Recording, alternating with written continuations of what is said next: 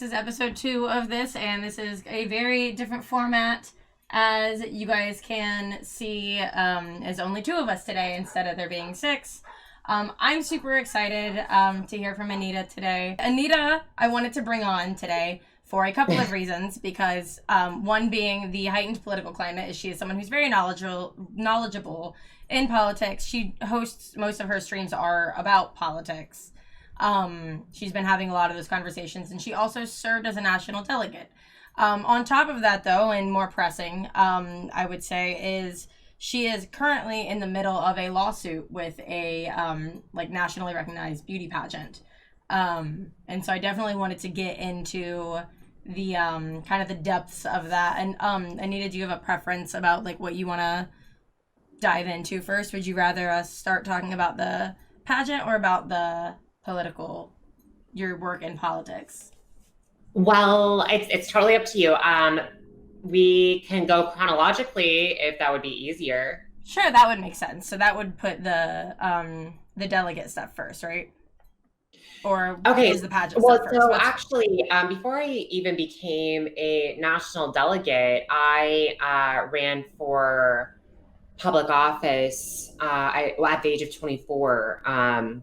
Basically, what happened was I interned for 2 political organizations, and then I also served on the Associated Students of the University of Montana Senate. And I was so that's basically the university's student body. Mm-hmm. Student governing body, and I was the first openly trans person to do that at that place. And so I felt like I had a fair amount of political experience, and I just wanted to expand on that. And so I decided to run for city council at the age of 24. And that was a really interesting experience. I can go into that more if you want, but what did the process look like? Oh, actually, so there was a lot that went into that. I mean, getting signs made. I put a lot of my own money into it, and a lot of people recommend you don't do that, but I did. I just felt awkward about collecting public funds. Did you do any public funding, or was it all on you? It was I might have collected. I think I did collect some public funding, but the vast majority of it is what I put into it myself. And so it involved knocking on doors, going to people individually and knocking on their doors. And then I also put in a lot of money for campaign signs, and they have to be done a certain way in order to meet the criteria, so that it's not done illegally or whatever. Sure. And I was running on several issues. So at the time, the city of Missoula in Montana didn't have its own, it didn't own its own water, and it was the only major city in Montana to not own its own water. Okay. And the city council really supported that decision, and some people were upset with that, and they tried to reverse that decision. But I campaigned that it was really important. You campaigned that it was important that they own their own water, or that they the city of Missoula to own their own water. Yeah, and because then the reason that it's so important is because when a city doesn't own its own water, that means an outside corporation gets to set the prices. And even if people thought that the prices were fair, they actually were higher than in comparison to other cities. And while it was fair then, it just it might not, there was potential for it to not be fair in the future. And yeah, the lawsuit that they were in the middle of cost the city a lot of money, but it, yeah, it was a lot. It was just like a really, really big deal because like you don't want to have to pay more than you have to. I mean, for your water, and water is essentially the new gold. Yeah. But apart from that, I campaigned on inclusionary zoning, which is basically when a developer comes in and develops a property, a certain percentage of that property has to be built for lower income housing. Otherwise, they would just jack up the prices and create high income housing. And I understand that from a developer's point of view. But if you don't take into consideration people who have lower income housing, they're not going to have any place else to live. And that to me was unacceptable. And so I really wanted to make sure that the city of Missoula instituted that. And actually, as it turns out, they later did. Nice. Institute that. Yeah. What were some of your other issues that you were running on? I those kind of the two big ones?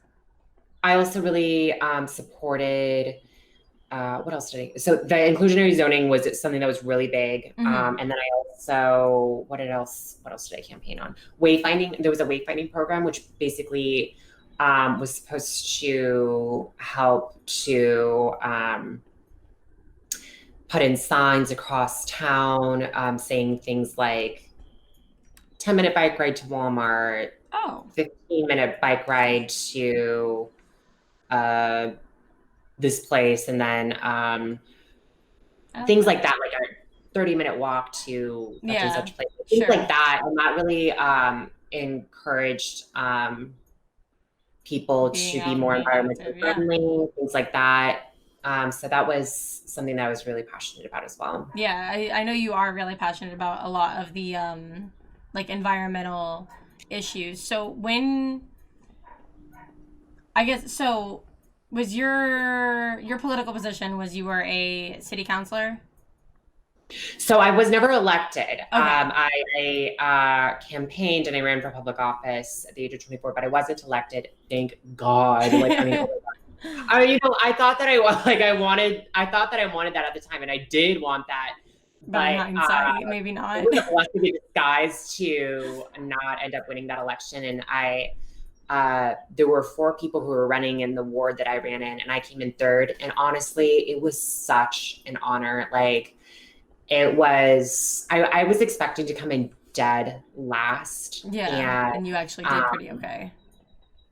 Well, what happened was I actually had a major surgery during when I was campaigning. Like it was like the most critical month of the campaign. That's when my surgery was, and I was just like, I had to do the surgery, and I was like, I know that I'm in the middle of a campaign, but I've got to do this. And so I expected to come in dead last, and as it turns out, I came in 3rd, and I was so happy with that. Yeah, like I mean, that's honestly really was. It was such a win for me. And that's your first time like running for something major like that. Like, yeah, sure, you did like student body government before, but that was your first like large scale run. And I mean, so I think that is doing really well.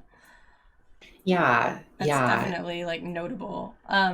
Thank you. So you didn't end up doing that. When were you eventually then elected into public office?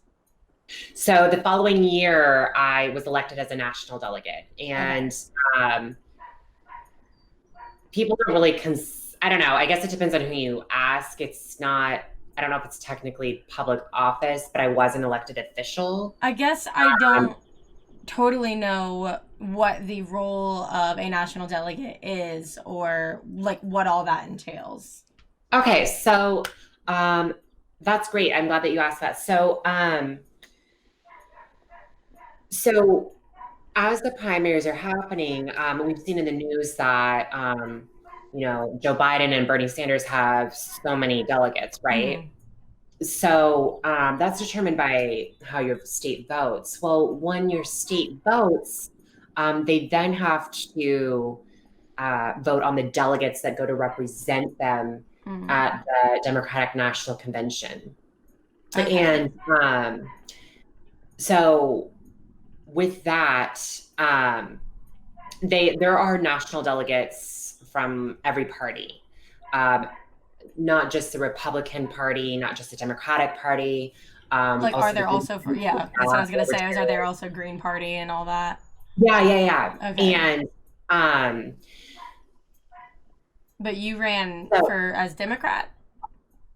I was really passionate about supporting Bernie Sanders because I liked his policies, Sure. and um, I uh, I was I voted for him in the primary because this was when I was living in Montana, and then I ended up getting elected, and I can actually talk about what that process looks like in Yeah. case people are interested in that, because not a lot of people actually know what that looks like. Yeah, for sure. Let's yeah, definitely like dive into that. Let us Okay, know. I would love to hear it.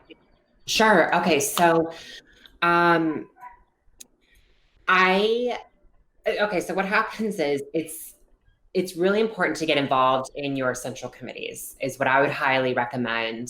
Um, there are central committees um, basically in every city, or at least your closest major city. And I'd highly recommend, for if they are interested in becoming a national delegate, to get involved there, um, because I felt as though the process to becoming a national delegate just wasn't well known. Like Yeah. I didn't know. I mean, I didn't know what I was like. If I was deeply involved in the Montana Democratic Party, and I was on the executive board for a Democratic chapter, and that's how I knew that this was Yeah, I was going gonna on. say like Like, I mean most I people consider don't know this. myself to be relatively knowledgeable about politics and I stay pretty informed about that kind of stuff, but like I don't know anything about the delegate process. I mean the only role that I know of as like what a delegate does is I'm like I don't know, there's something to do with then voting for like somebody in the primaries, and that was more or less all that I know. Yeah. So what happens is, okay. Okay, so I'll run by it. I'm gonna run through it. Yeah. So each side. So when I was in Montana, like we had to go to this, like we had to go to a school, um, like this high school, because that's where the venue was for selecting the delegates. Or actually, so first you have to select your state delegates. Mm-hmm. So and every place has that going on, all over. It happens all over the state, and so in Montana, uh, where this happened, I was in Missoula, Montana, and we went to this high school, and then the state delegates were selected that way.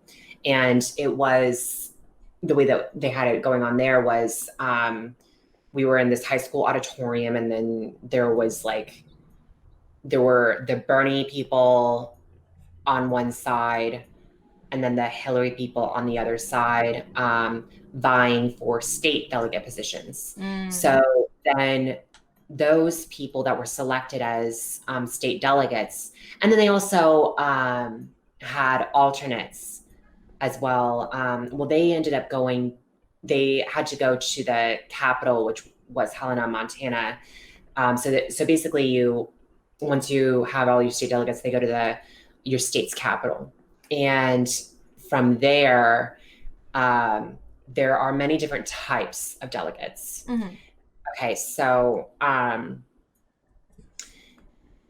what happens is, like, you have this, like, the Western delegates and then the Eastern delegates, and those are really hard to get, and that's because basically anybody can qualify for that. Like you just go up there and you plead your case, and you had, oh, by the way, we only had 1 minute to do that. Like we had to give a 1 minute speech. Oh my God. Yeah, everybody only had, I mean, we had so many people, and I understand it, but it's like you had to sell yourself in 1 minute. Yeah, like you had to come up with like a And real convincing elevator pitch and hope that got you. yeah, Oh my and I don't gosh. know if it was just poor organizing before, but like when I was elected as a state delegate, like we were only allowed to say like a couple sentences. Like I started like talking about myself, and like I was just like talking about some of my experience, and then the person who was leading it on the Bernie side was just like, okay, stop. And then like we were only able to say like a couple sentences. It's like, how are people supposed to like vote Oh for my someone on God. like, 2 sentences? Like, you know what I mean? Like, yeah, Like it that's was not ridiculous. enough. That's not enough information about a person I to know know, whether or not that's totally. someone that you want representing you. I know. I think that it was poor organizing. I'm hoping that I they will don't do it like better. Like that. even 1 minute is better than like 2 or 3 sentences. You know what I Yeah. mean? Like I So, get there's a lot but of anyway, that was people, just but that that was doesn't a seem state like delegates, good. and then the national delegates had a minute, which I mean, I guess Yeah. is something. Oh my And goodness. first, I tried to get a position on that side, and like I think it was, well. So basically, what happened in Montana was Bernie won the primary in Montana, and so he ended up getting one more delegate, and I think it was. Oh yeah, that's right. It was a man and woman that you had to have a man and a woman from the western side of the state, and then a man and a woman from the eastern side of the state. And I don't know what they're going to do for non-binary people. Right. It wasn't an issue there at that time because we didn't have any non-binary people vying for a national delegate position. But I wonder if the lack of inclusivity in the process is something that maybe deterred anyone from applying in the first place, or like from making an attempt to go out for it in the beginning. That's really interesting. Maybe that was. And I actually, so this is going to fast forward a little bit, but before I entered, they didn't have many trans people involved in that, and a political process Sure. in Montana. And actually, I was the one who made an amendment to the Montana Democratic Party platform that so if you're to go there now, like there you will see that there is something that says the Montana Democratic Party welcomes all people regardless. Oh no, honors, what is it? It's like welcomes and honors all people with all sexual orientations and gender identities. It was something to that effect, but I can't remember exactly what it said. But I was something that was like a message of inclusivity yeah, to LGBT people and all others, but like primarily to make like LGBT people a little more comfortable that they're going to be accepted, and that it's not just like a binary system. yes. Yeah, Okay, yeah. That's the word. Yeah. So that was my way of attempting to include non-binary people. Yeah. And hopefully we will have more representation. And I don't know how non-binary people are going to be represented this time around. I don't know if they're going to have to choose between like having to be like vie for like the male or female delegate position. Like, and I don't know. That's something that we can maybe talk about maybe later if you Yeah. want. But that was just kind of an aside for people to think about and ponder. Yeah. Maybe other people have a solution. But anyway, so going back to how I was elected as a national delegate. So I actually was elected as a delegate at large, and what happened was, so I mentioned that I was on the Western, so I was able to vie for the Western national delegate position, and I didn't get that. But then I had another opportunity to give another 1 minute speech, and that was when I was um, vying for the at-large position, and there were only two. And so, what is the at-large position? So I don't know if there technically are different powers associated with different kinds of delegates. Maybe there technically are, but there wasn't really much of a power imbalance. Sure. At least that's what my experience was like. I didn't feel like there was much of a power imbalance between there was the Western, like I said, the Western and Eastern delegates, and then you had like a pleo, which is a party leader elected official, and the at-large delegates. It's really confusing and honestly nuanced. Sure. And but we didn't have much of that in happening. Like that really, I think maybe what it came down to was who qualified to vie for those positions. Like I didn't qualify for the pleo position, but I did qualify for the at-large position. Okay. And they were able to include me into that because I'm transgender, and I was very open about that. And the Sanders campaign was really trying to bring on a lot of minorities. Yeah. And it was really important for Montana because the farthest anybody got in Montana as far as politics goes was me. Really? Well, yeah, kind of. I mean, I was elected as Montana's first openly transgender national delegate to a nominating convention. And awesome. That's not just within the Democratic Party. That includes all parties. Yeah, like that's major. Yeah. And we've had some other people in the past that are trans that ran for public office, but nobody was elected. And there were just a couple people that ended up vying for, or like running for public office, that were trans, and none of them were elected. But I was elected as a national delegate. Yeah. Okay. Awesome. And so then, what was your role then? Like, what is the role of a delegate? Because I know I saw Slurp ask in the chat, and I actually was kind of wondering the same thing. Like, what exactly does that entail once you have gotten your position? So what happens is the national delegates have to go to the DNC. You have to get there. And I understand that it's a little problematic in some ways. Like, it's very elitist. What I mean by that is national delegates do not get paid.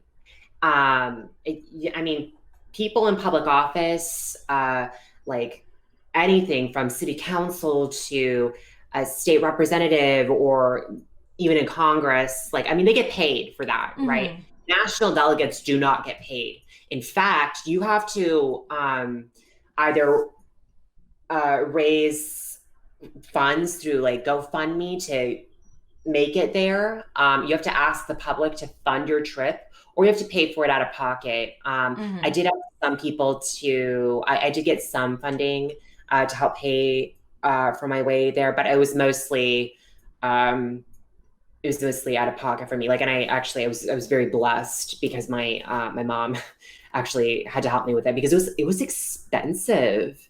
It was really, really expensive because, I mean, first of all, you have to buy a plane ticket. And this was also in Philadelphia, Pennsylvania. That's where the DNC was in 2016.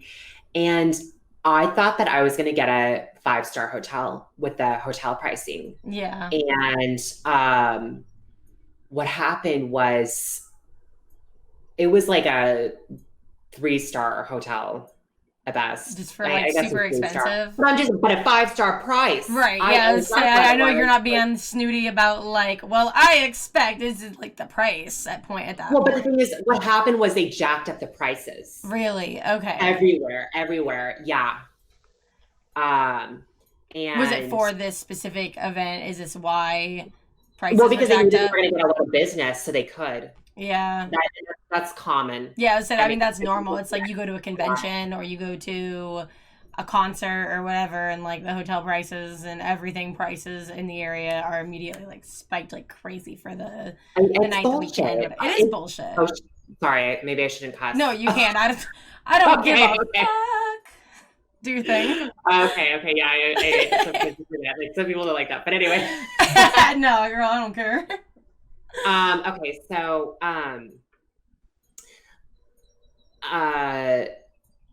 and I can talk a little bit more about that, but really quick. Yeah, you first just said hotel rates are super favorable right now. Like, yeah, right now, because like if you don't go to a hotel, I'll kick you in the teeth. Don't do it. It's not a good time. Of course, they're favorable right now. They're desperate. Sorry, carry on. I had to address that. Yeah.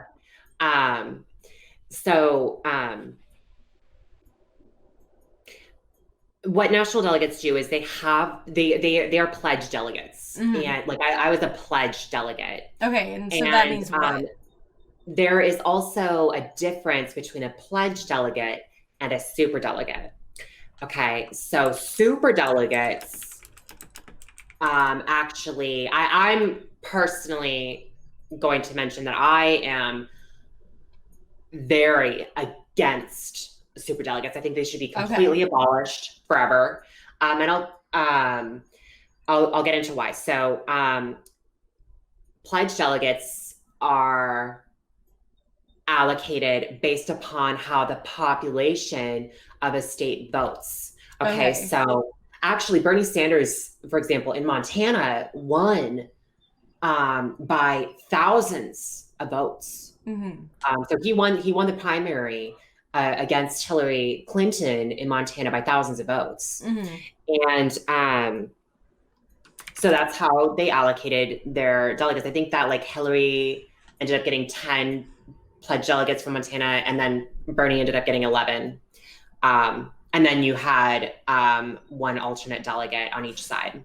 And so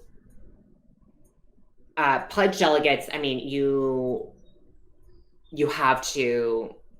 are expected to go to the DNC. You better get your ass there because, I mean, your state, it needs our representation. Right. It's a big deal. Yeah. Like, definitely. And I hate to say it, like, I know that this might sound a little problematic, but you got it. Like, if you can't end up making it there, then you shouldn't vie for the delegate position. Yeah, I mean, I would agree. Like, you have to represent them. Like, you have to represent your state. Yeah, and I mean, that's a commitment that you are, when you vie for that position in the first place, you are saying, I am 100% willing and able to make this commitment and uphold this responsibility. And like, if you can't do that, then you shouldn't be doing it. And I get it. Like, I think a lot of people just don't know about the national delegate process. And I've really wanted to talk to people about this. Oh God, I get so passionate about it. Like, no, I love it. I love that. Do it. Like, so much happened there. No, it's great. There's only two of us to carry the show, so get passionate. Do it. Do it up. So, yeah, you get your ass down there if you're elected as a national delegate. Like, do whatever you have to. You fucking walk if you have to. Mm-hmm. Yeah, make it happen. But moving on from that, so you have to be on the floor when they do the roll call vote, and you need to be there as a national delegate, so that your vote counts because you are representing your states. So that's what national delegates do. Okay. And And was then that an those are issue? Was there people huh? that was that an issue that like arose? Like were people not showing up Um, I don't think to your so knowledge? necessarily, but because I mean, also, even if there was like even if there were delegates that got sick or something, they also had alternate delegates. And I don't know how many alternate delegates there are.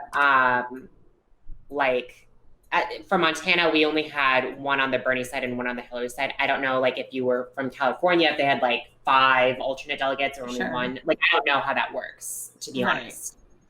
Sure. You're only gonna know what was going on directly around you for Yeah, this yeah. process because it I is such mean, like an unknown about process. Like we would expect exactly. you to know about how it goes down in other states, especially if it's different state by state. Yeah, yeah. Um, so, but so and also it can go into a second round of voting, um, and or a third or fourth round of voting, and you really want people that are going to be dedicated to the candidate Yeah. and not later change their vote. Um, Are they? Wait, is that something they're allowed to do? Is to then So change you're it? on the first round of voting, you are expected to vote for like the delegate that you pledged yourself to. Okay. After that, you can change your vote, but It's discouraged. yeah, and Of I course. yeah, I would say so. But I this is where the super delegates come in. Okay, Okay. so Hillary Clinton had a lot of super delegates that were pledged to her. In Montana? Like, well, actually, we didn't. We only had one super delegate Oh, that okay. said that who they were going to vote for, and actually, that one super delegate said that they were going to vote for Bernie Sanders. So we only had one super delegate that did vote for Bernie Sanders. And remember, in Montana, Bernie Sanders won the primary. Um, when um, but so like thousands of people voted for Bernie Sanders in Montana over Hillary Clinton. Mm-hmm. The super delegates then were able to cast their vote, and they did. And And they because of hold a that, stronger weight. they do. They have more power. Okay. And Hillary, at the end of the roll call, ended up winning Montana because of the super delegates. Really? And I don't think that's right at all. No. Because that's like saying thousands of people's votes. Like that's like giving a big middle finger to them and saying, screw you, we know better. Yeah, and I mean that's how I And that's felt not about okay. what happened That's with the so electoral not college and the big election between Hillary and Trump. Not that I was ever a Hillary supporter, because I wasn't. I voted for Gary Johnson in that election, but that was also that. Like, I mean, it's the same thing basically, right? Like massive ripoff where everybody voted for one person, and then these representatives who got to have the final say decided, "Fuck you! Like, I'm gonna do something else." Yeah, exactly. And so, I mean, Hillary had the plurality anyway, and she was she was a presumptive nominee, but like all the states at that point, by the time the DNC happens, like that's when all the states vote or have voted and whatnot. And so I get it, but I super delegates should just not be a thing in my opinion. And yeah, I just had I could talk about my individual experience in regards to that because there was a lot. there was a lot. Yeah, yeah, please do. I would love to hear more about your Okay, individual experience with that. so what happened with me was, let's go back to when I said that the hotel prices were really, really high. So, um, I didn't initially identify as Bernie or bust. I was Mm-hmm. planning on voting for Bernie Sanders, and in the event he didn't receive the Democratic nomination, I was going to vote for Hillary Clinton. But at that time, I didn't really know much about third-party candidates. Um, Sure. and so I was just like, it's either Hillary or Donald Trump. That's all there is to it. Yeah, and I Like, think a lot of people aren't really. I honestly think that that election was the first time that a lot of people even really acknowledged that there were third parties, because like Gary Johnson did get a shit ton of coverage. Like even people who were not like looking for a third party, you didn't have to really do much digging. He was on like TV, he was on national television a lot of the times talking about stuff. So I think that was the first election when people really started to even acknowledge that there were options. well, and also Gary Johnson was a former governor of New Mexico. Yeah. So, I mean, he had a He had some hype recognition. behind him already. Yeah, he had name recognition. And it was, I mean, mainstream media really does not focus on third party candidates. I mean, hardly at all. They have to No, not at really, all. yeah. I mean, there are some media outlets that do give them exposure, like the Young Turks or Yeah, uh, sure. Al Jazeera, RT. But like as far as mainstream, like you're not going to Yeah, see but a third party mainstream, person no, on like it's really CNN rare or for them to Fox get. or any of like those Yeah. major news sources. For So I sure. didn't know anything about them. And so Mm-hmm. I was just like, I'm not like, and I to me, I felt like writing in a name wasn't going to be very Effective. productive. Yeah, I didn't think so because I mean, there are some states that don't even allow you to write in a name. And so it just didn't even seem really theoretically possible to help like by writing in somebody's name. So I was not initially Bernie or bust, but Sure. and then what happened was um I had some people from the Bernie or bust camp uh reach out to me, and they were very manipulative, and they were just like because I think you that know is a like, manipulative group of people, in my opinion. well, they're like, I mean, the thing is, Or like, well, no, now not the I'm Bernie Bernie or or Bust bust, people, but not it the means Bernie or something Bust different. people. I realized that's not what I meant. I meant the vote blue no matter who people are the ones that I think are super manipulative. Oh, I said the wrong I mean, thing. everybody can be very manipulative. Like, I mean, it's politics. Politics is just a really It's yeah. I highly mean, it is a manipulative, manipulative highly area. conniving process, and a lot of the people that are involved in it are. Mm-hmm. And um, so But so they reached out to you. They were super Well, manipulative. this was like the progressives that reached out to me, Mm-hmm. and like there were two progressives, and they were like because they found out that I was supposed to be on C-SPAN, because Oh, you know because I was elected as Montana's first openly transgender oh, national right, right, delegate, right, and right. there were Yeah. all these media outlets that were wanting to interview me, and I did a number of interviews for that, and even when I went to the DNC, like when you're at the DNC and you're a national delegate, there's like so much media, and it's just like right there. They're like, "Oh, can we interview you? Can we interview you?" And I was, I mean, they were just like right in your face, and every Montana media outlet that covered the DNC interviewed me Mm-hmm. because I was like the token tran, you know what I mean? And Yeah. so, How did that make you feel though? Like, well, did you feel weird about that? so I um didn't have qualms talking to the media at that time. Like, I mean, I I recognized that I was tokenized, but I was trying to use that to my benefit to get across, my thoughts. And, I like to think of myself as like one of the people. And Yeah. um, just I wanted to inform the public of what was going on. And it was tough though.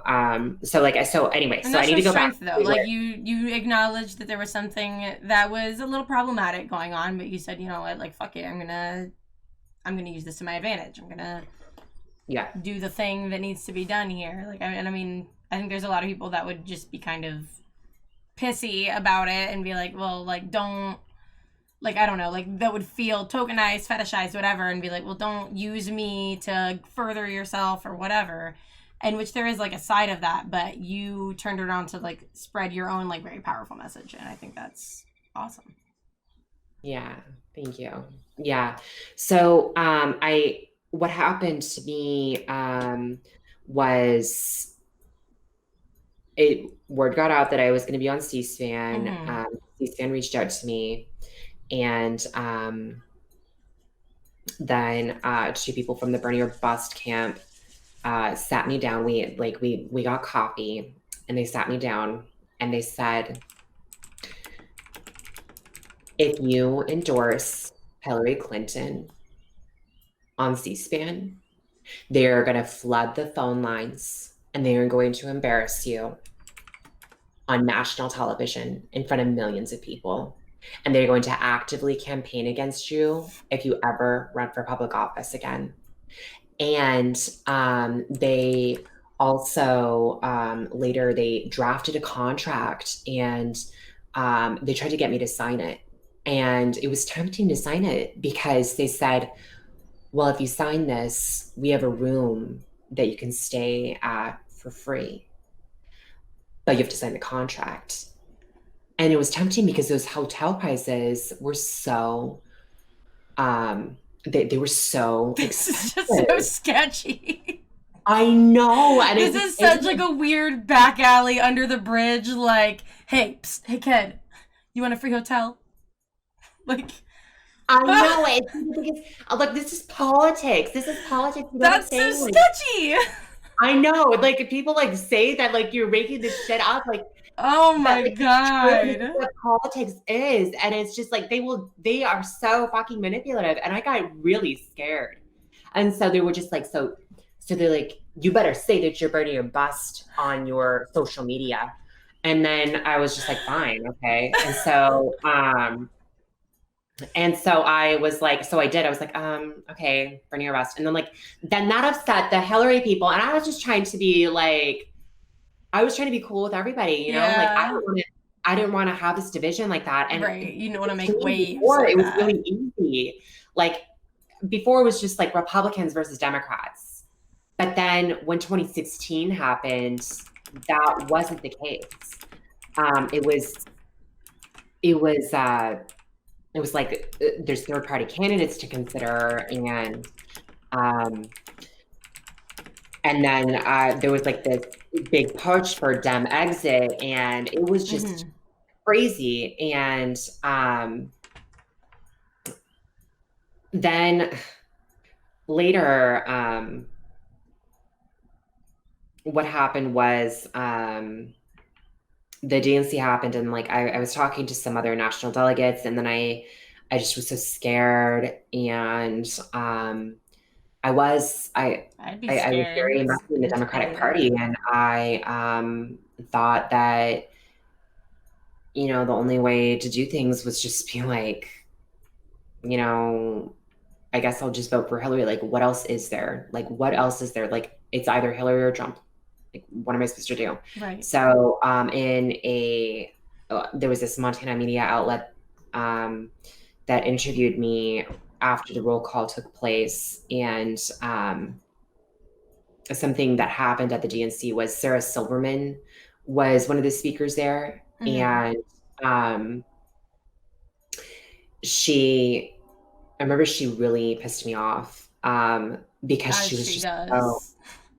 she was so fucking arrogant when she got there. She's And all like she is just that way. She kind of sucks.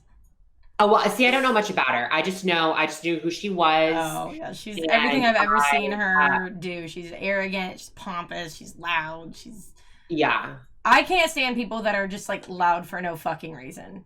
And like Well, so, that's so who she she gets is. up there.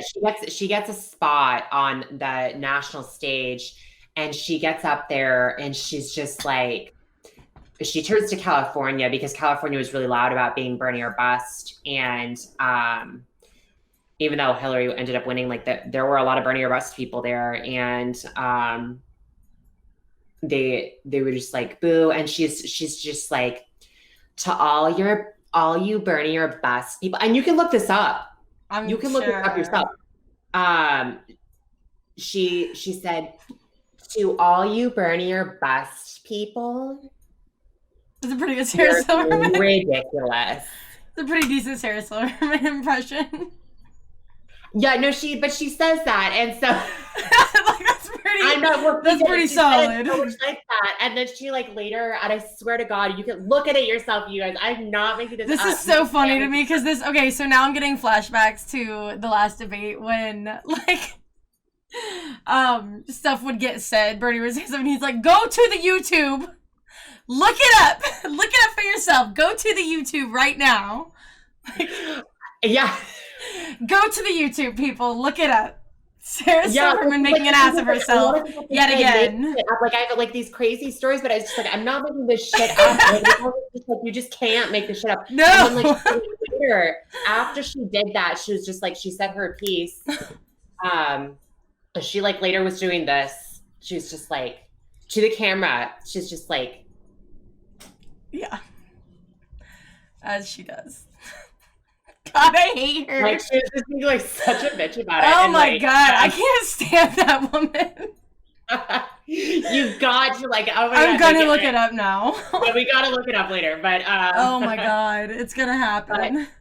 But I was just like, okay, like, and that really angered me, and angered a lot of other Bernie or bust people. I almost feel like even if you were on the fence, like I feel like to me I would have been like, nah, fuck you. I've made up my mind. I know where I stand now. Fuck you. Like I would have been extra.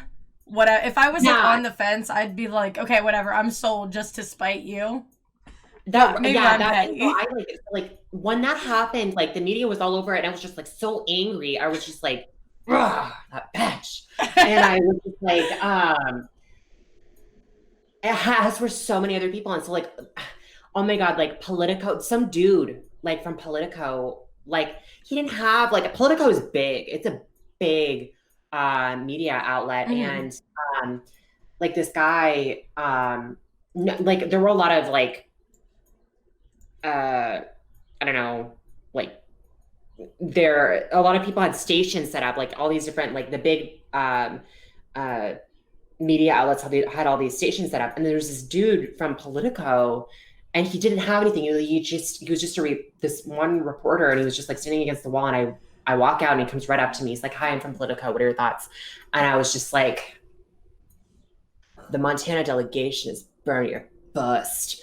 And I was just like, and it like wasn't true. I shouldn't have said that. Like but I was just like pissed, and I was just like, but I said it, and I shouldn't have said it. But I did, and I acknowledge it. Like everybody fucks up sometimes. Everybody gets ahead of themselves. I'm definitely guilty of my mouth moving faster than my brain and me saying things and being like, "Fuck." Yeah, should've done that. And so then I pissed off some people because I said that like the Hillary people got pissy with me. And shit. So anyway, God, there's so much. But then I was just like, okay, I'll just say that I'm going to say oh my God, sorry, I just saw someone sleep in their bed. I said to them earlier that I'm gonna have a hell of a time editing this video later because of all the times that I've like laughed inappropriately while you've been talking about something serious. Because I glance at chat and Slurp has said something stupid. I've been like, Well, like, I don't know. I'm trying not to, I normally try really hard to focus on chat, but I'm just like I'm trying not to because I know that I could get really animated and really passionate. I'm kind of ridiculous sometimes. But yeah. But anyway, so okay. So there was something that really important that I wanted to talk about. So, when you have all of the delegates selected, you have to vote for the delegate chair. And there was the Williams family in Montana is like seen as the monarchy. They're like this democratic political monarchy. And I didn't know that. And there was this woman, her name was Carol Williams, and she was a state senator, and her husband was a former United States federal senator. And so people, and his name was Pat Williams, and Pat Williams was actually Montana's last Democratic U.S. representative before he became a U.S. senator. And so people knew who they were, I guess. But I didn't, because I was under the age of 40. And it's who under 40 really knew who these people were. Yeah, I mean, that's fair. And but you gotta be she was a huge, she actually, so Carol Williams was personal friends. She is personal friends with Hillary Clinton. And I'm having a real hard time with the name Carol. I just watched that fucking documentary, and I'm having a real hard time with the name Carol. I understand that's her name, but every time you say it, I'm like, that bitch Carol Baskins. Every time, because I just watched that goddamn tiger documentary about okay. I haven't seen it yet. Okay. There's just definitely a character in it, and every time that you say Carol, I'm like, she fed her husband to a tiger. Spoiler alert! No, I heard about that. Yeah, so I think if you have the internet, you've heard that, but that's also disputed. I don't know why I'm talking about this. Carry on. I'm sorry. I got distracted. It's okay. I'm all over the place. So, well, anyway, because Carol Williams, the Carol Williams, the queen of the Montana Democratic Party. I don't know who the hell she was, but she somebody nominated her. I nominated somebody because I knew them to be the chair of the delegation, but they declined to be the chair, and then so Carol got it, and then people just voted for her, and I was like, who the fuck is this bitch? But whatever. And whatever. Yeah, I was like, I mean, how am I supposed to know? How is anybody supposed to know all this stuff? I was just, I was involved. I felt like I was pretty involved in the Democratic Party in Montana, but I'm like, who the fuck are you? But I guess you're a big deal. I don't know. I didn't know. So, so she gets it. Well, there was this big faux pas that happened in Montana because Carol was supposed to allow a Native American woman to speak at the mic, but what happened was Carol took it for herself and just spoke the entire time, which was a huge faux pas because we were trying to give Native American people a lot more representation. And that was really sad, actually. It was a really sad moment. And she honestly, I think, should be ashamed of herself for that. It just appeared as a white cis woman, once again oppressing a minority, and it was just it was just a really bad look. And Right. so, yeah. Yeah, But that's apart, a lot. yeah, it was actually a really big deal. And you can see that, you can look it up yourself, Hmm. that the GNC roll call.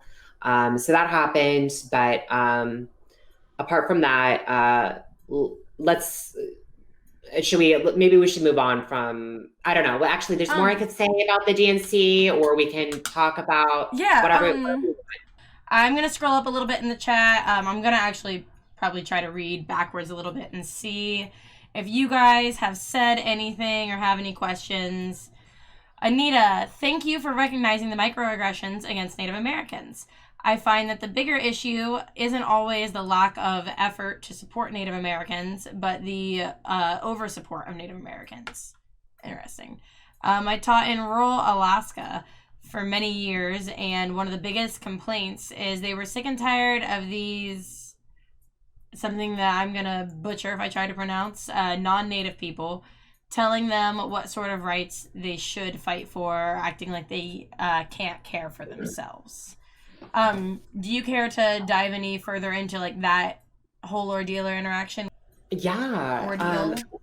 Well, so I thought that the Sanders campaign did a really great job of trying to get um, minorities represented. I mean, I have a lot to be thankful for Bernie Sanders personally. And listen, I'm going to be the first to admit that Bernie Sanders isn't perfect. I'm not saying he is perfect. He's made mistakes, but I do have a lot to be grateful for because of him. I mean, I was able to give the trans community more of a voice, and then I mean, other minorities were able to be represented and have their voices heard because of Bernie Sanders and his campaign. And as far as Native American representation goes, that was very important to the Sanders campaign. And I also am going to mention that I don't want to speak for the Native American demographic. I think that he meant a lot to the Native American demographic for many reasons. And uh, one reason is I believe is that he actually showed up to Standing Rock. Okay. Uh, and for people who don't know what Standing Rock is, that was what was happening in oh God, was it North or South Dakota? I Anyway, don't it was in one actually of the know. Dakotas with it, and that was in regards to the Dakota Access Pipeline. Mm-hmm. And I think it was he North went there Dakota. for Not sure. to support the Lakota people, and South it was Dakota. South And the Dakota. Crow Dad said it was South Dakota. Um, and I think that really meant a lot to them. Well, actually, but even before that, that's right. I forgot. That happened actually after the DNC, I believe, because Mm-hmm. by that time, Bernie was no longer a presidential candidate. But still, he just has a pretty good record of supporting minorities Yeah. throughout the years. Yeah, I'm not necessarily like the big Bernie person, like per se. Sure. Like, he definitely has a lot of things that I like do stand for, but I'm not necessarily someone who's 100% behind Bernie. Yeah. Um, but I do think I do like admire the way that he has stood up for minorities and the way that he does like take a stand for people who maybe don't have a voice. He gives that voice by, he stands up on a platform and is like, I'm going to talk on behalf of these people that I've spoken to, interacted with, stood up for on a like ground level. And so I Yeah. do admire that a lot for sure. His economics is really where I'm not 100%, but I mean, I don't have a problem with him. But yeah, I do see all of the work he does with minorities and think that's really admirable. Um, Up here, so Christian asked a question that I was kind of wondering also, but that I didn't really want to like Yeah. interrupt. He said, "Is it legal to try and influence somebody in the position you held in such a manner?" Referring to the people who were like, "We've got a free hotel, sign our contract." He said, "I don't know much about him. He's from Sweden." And said, he's not much sure about much like American politics and stuff, and I don't know really what goes on behind the curtains. But he was asking, is it even legal to like try to bribe and influence someone in the position that you were in like that? I don't know. Actually, that's an interesting question. But I was scared. I also didn't know like what I was doing. Like, I mean, I For sure. was I think I was like 25. This was the year after I ran for city council, and like I was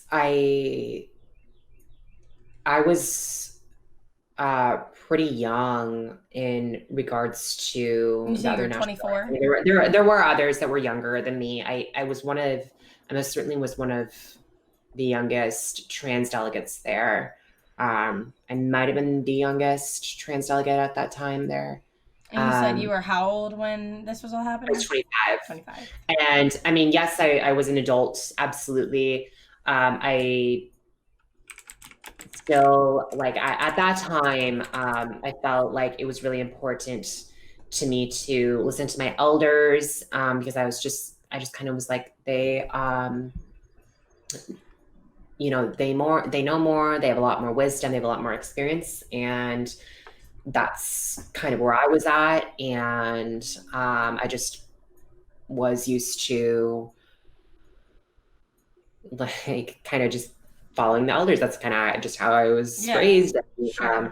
Didn't question authority. Now I'm much more insolent and don't do that. I don't care how old you are now. Yeah. If you're being And a stinker, yeah, and I I'm mean, I gonna think come that's love something it. that comes with age and experience. You're raised in whatever way you're raised, and a lot of us are raised in like you need to Yeah. respect your elders kind of manner. But then as you get older and have more like life experiences yourself, you learn that it's not necessarily disrespectful to question these things because sometimes they're like wrong. Sometimes things have Yeah, changed, and exactly, like that's what exactly. it comes down to is. And I mean, I got into a very long conversation last night, like very long, that I'm not going to revisit, but just about kind of the idea that society changes, morals change, we grow, we evolve, we learn more about like psychology, society, sociology, government, values, morals change. It grows, and sometimes some of these older generations don't know. I don't know. They're comfortable. They're complacent. They're comfortable. They're like I think that there's never a time that we as people stop learning, but I think that there are some people who think that they're like I'm however old. I've lived all the experience I need to live. I know everything I need to know. I don't maybe necessarily know about every subject matter, but I have built my foundation of who I am and I'm not changing it and are not willing to let new information in. So sometimes we do need to kind of like listen to what they're saying, but take it with a grain of salt and be able to say, like, I hear you, but I disagree. I hear you, but you're not necessarily correct in all cases. Mm. And I think that's important to like stand up and be able to say that. Because of my experience as a national delegate, I don't like the term flip flop, because I think that people can change their minds. Like, and I changed my mind Absolutely. because I was presented with new information. And maybe it looked bad from the public's point of view, but they weren't there and they didn't know everything that went on. Like, at first I said I wasn't burning a bust, and then And then you I said are. I was because I was pretty much forced into that. And then I felt I was forced into saying, okay, fine, I will endorse Hillary Clinton because Bernie Sanders is no longer a presidential candidate. And then later I was like, okay, fine, I'll vote for Jill Stein. And um, like, it was just a really difficult time. And it's it's hard when you're in the spotlight like that. And I just wanted You had a to target on your mention, back to a degree. yeah, I mean, and like the thing is, like, I mean, the media was right in my face, and they were asking me my thoughts and opinions. Hmm. I was processing everything. Yeah, so you had, during the whole process of that election, you had a lot of cameras in your face, you had a lot of people in your face, and your, like, DMs online, on your, under a bridge behind, in a shady alleyway, asking you to sign a contract. Like, you had, like, a lot of people, from the outside influencing you. So then, and I, just because you said, that you were like, you felt pressured into then advocating for Hillary, and then you felt that you were then almost like It wasn't swindled even, a little the thing is, like, bit, it and wasn't then also just being pressured, like, it was being, like, threatened to right, do like you one felt thing like you or didn't another. have a choice. So when you ultimately then did vote for Jill Stein, do you feel like that was an informed decision, or do you feel like that was another? Was that something where you were like, I give up, I'm exhausted, I don't know what to do? Like, was that a panic move, or was that like an informed move? Do you feel? So at the end of the day, when it came down to just me focusing on what was right for me to do, I did end up voting for Jill Stein. And I will tell you And why. that was like of your own volition that you made that Yes. decision. Okay. It was, and the reason I ended up looking a lot into her, because before I didn't think she was a serious candidate. Mhm. But I did do research on her, and I'm not saying she was perfect. She made mistakes. None of them are perfect. She, No no, I mean, human is perfect. no So, elected official is going to be perfect. it, Nobody like, running for public office is going to be like perfect. we aren't perfect. You know what I mean? Like, nobody is perfect. So this Yeah. idea that like celebrities and politicians and sports people need to be this perfect person is completely absurd, because like if you're not in the spotlight, nobody gives a shit if you fuck up sometimes. So I think that the Yeah. argument of like, well, this is the perfect candidate, or this needs to be da, da, da, I think it's completely absurd. So, I uh, I ended up voting for Jill Stein because she supported marriage equality years before Hillary Clinton did. And I was never going to vote for Donald Trump. I always knew that. I was never going to vote for that person. Sure. I didn't think he was, I thought he was absolutely ridiculous, and he is. And I maintain that. Um, I also am going to mention that I am a progressive, and I don't agree with neoliberalism. And so Hillary Clinton opposed marriage equality for over 2 decades. She also voted in favor of the Patriot Act. She also supported fracking. Okay. And she didn't show up to Standing Rock. Okay. Bill Stein did. She was the only presidential candidate to show up to Standing Rock. Yes, Bernie Sanders was there, but by the time he went there, he was no longer a presidential candidate.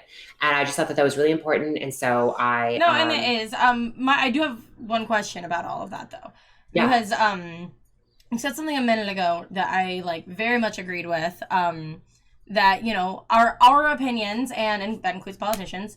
You learn things. Your opinions change. You make new decisions, and like I've seen you say many times that we can't necessarily be 100% about somebody because of what maybe they didn't support it until a couple years later, because maybe they have more informed information now, or they have more information now, they're more informed, they're more aware of the situation, and like talked about how you don't like flip-flop, the term of flip-flopping, but then like had a problem with the fact that Hillary was late to the game about not supporting fracking or supporting marriage equality and things like that.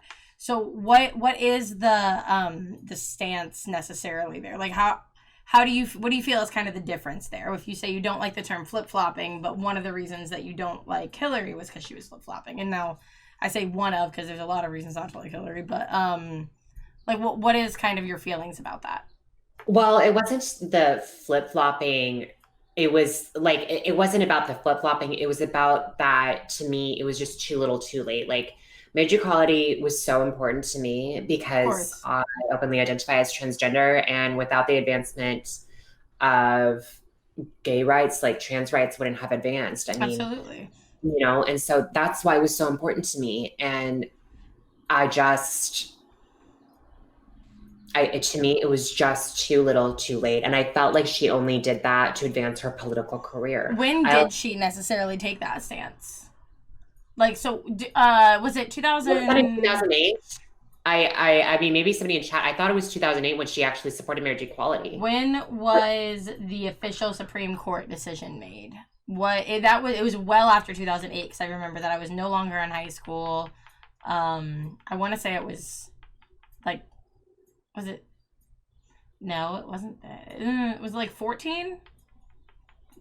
20, wait, let me think. Actually, I want to say it was 2014, but I could be wrong. was it I think it was March of 2014, but I actually think you would be right. Yeah, 2014. Yeah, so I want to say March of 2014, and I would know if I like looked at my Instagram, but I don't know, because when that decision was passed, I dyed my hair blue, purple, and pink, and like posted all over social media, and was like so excited.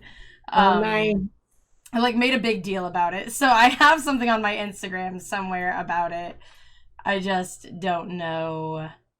God, this is gonna bother me. But I feel like it was around that time. Yep. Wait, here it is. Oh, okay. It was June 26th of 2015.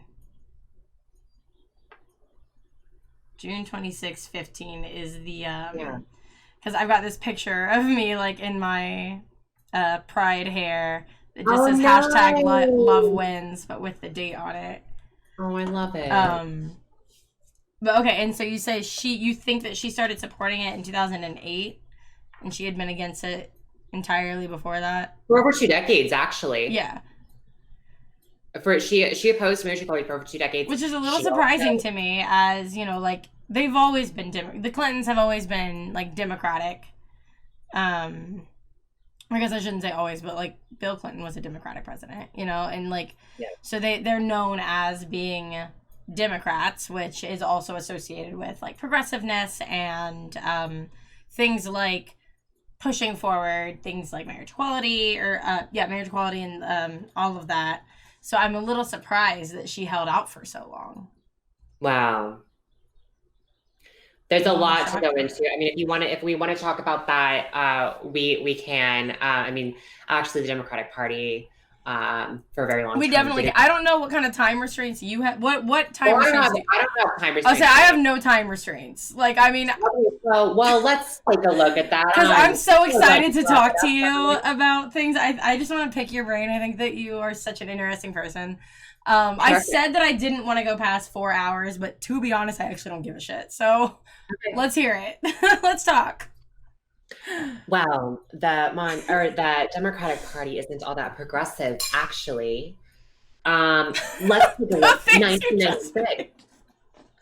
In 1996, Joe Biden voted in favor of DOMA, which is the Defense of Marriage Act, and that was essentially a vote against marriage equality. So I will not ever vote for Joe Biden. Joe Biden's an idiot. I don't think Joe Biden can even count when we talk about like the history of politics. Because Joe Biden's a dumbass.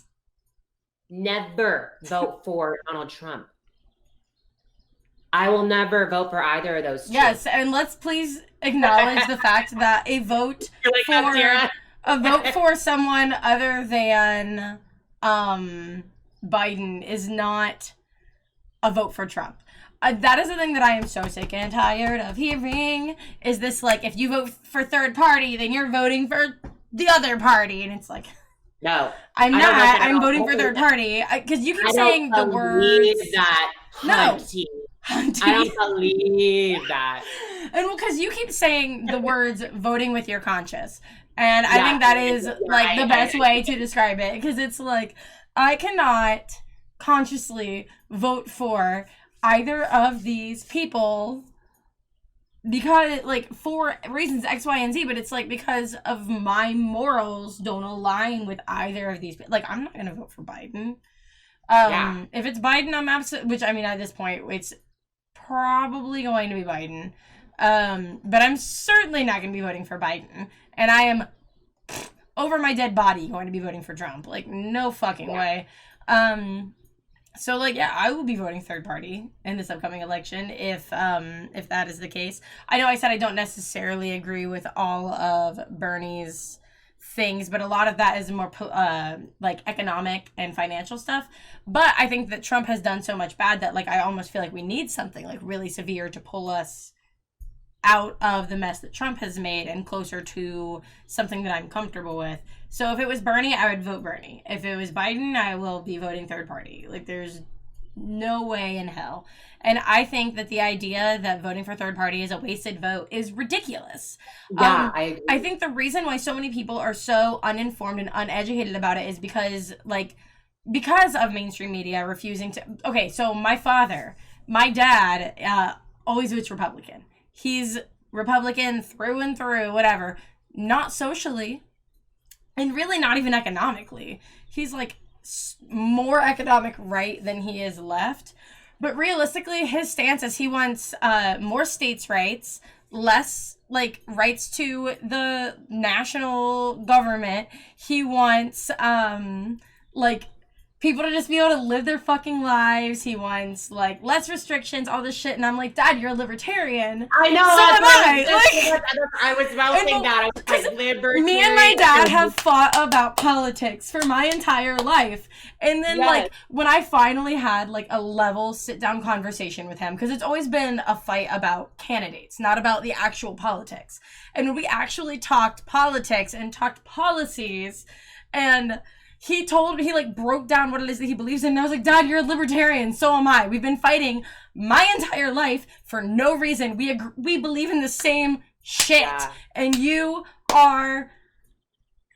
just, and he was like, well, what? I was like, you're a libertarian, and he's like, what's that? And I was like, bitch, no, and like, I had to explain it to him, and he was like, well, I mean, that sounds good, but, and then he pulled the whole, like, but third party doesn't win, so it's a wasted vote, so I'm just gonna vote for a Republican. And I'm like, don't do that! Like, be better, please. Well, it makes me so mad, because my sister also, my whole family is libertarian. I'm the only one that apparently knows that that's an option. And it is infuriating.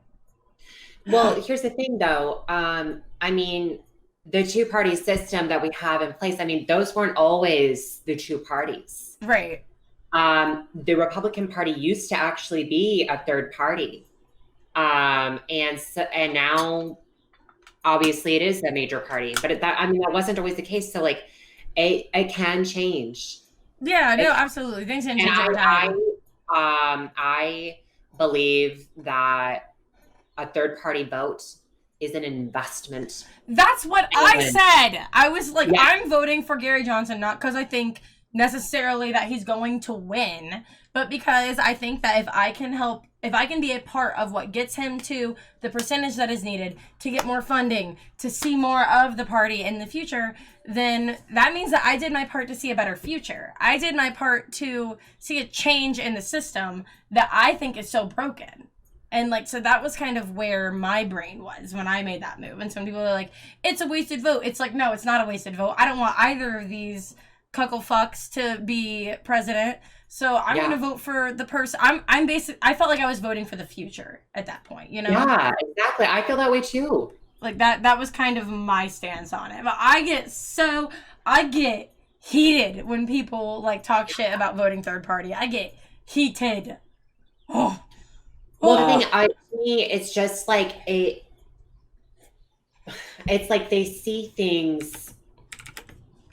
Oh yes, Whig Party, absolutely. Yeti Force. I did, Slurp. I did. I said what I said.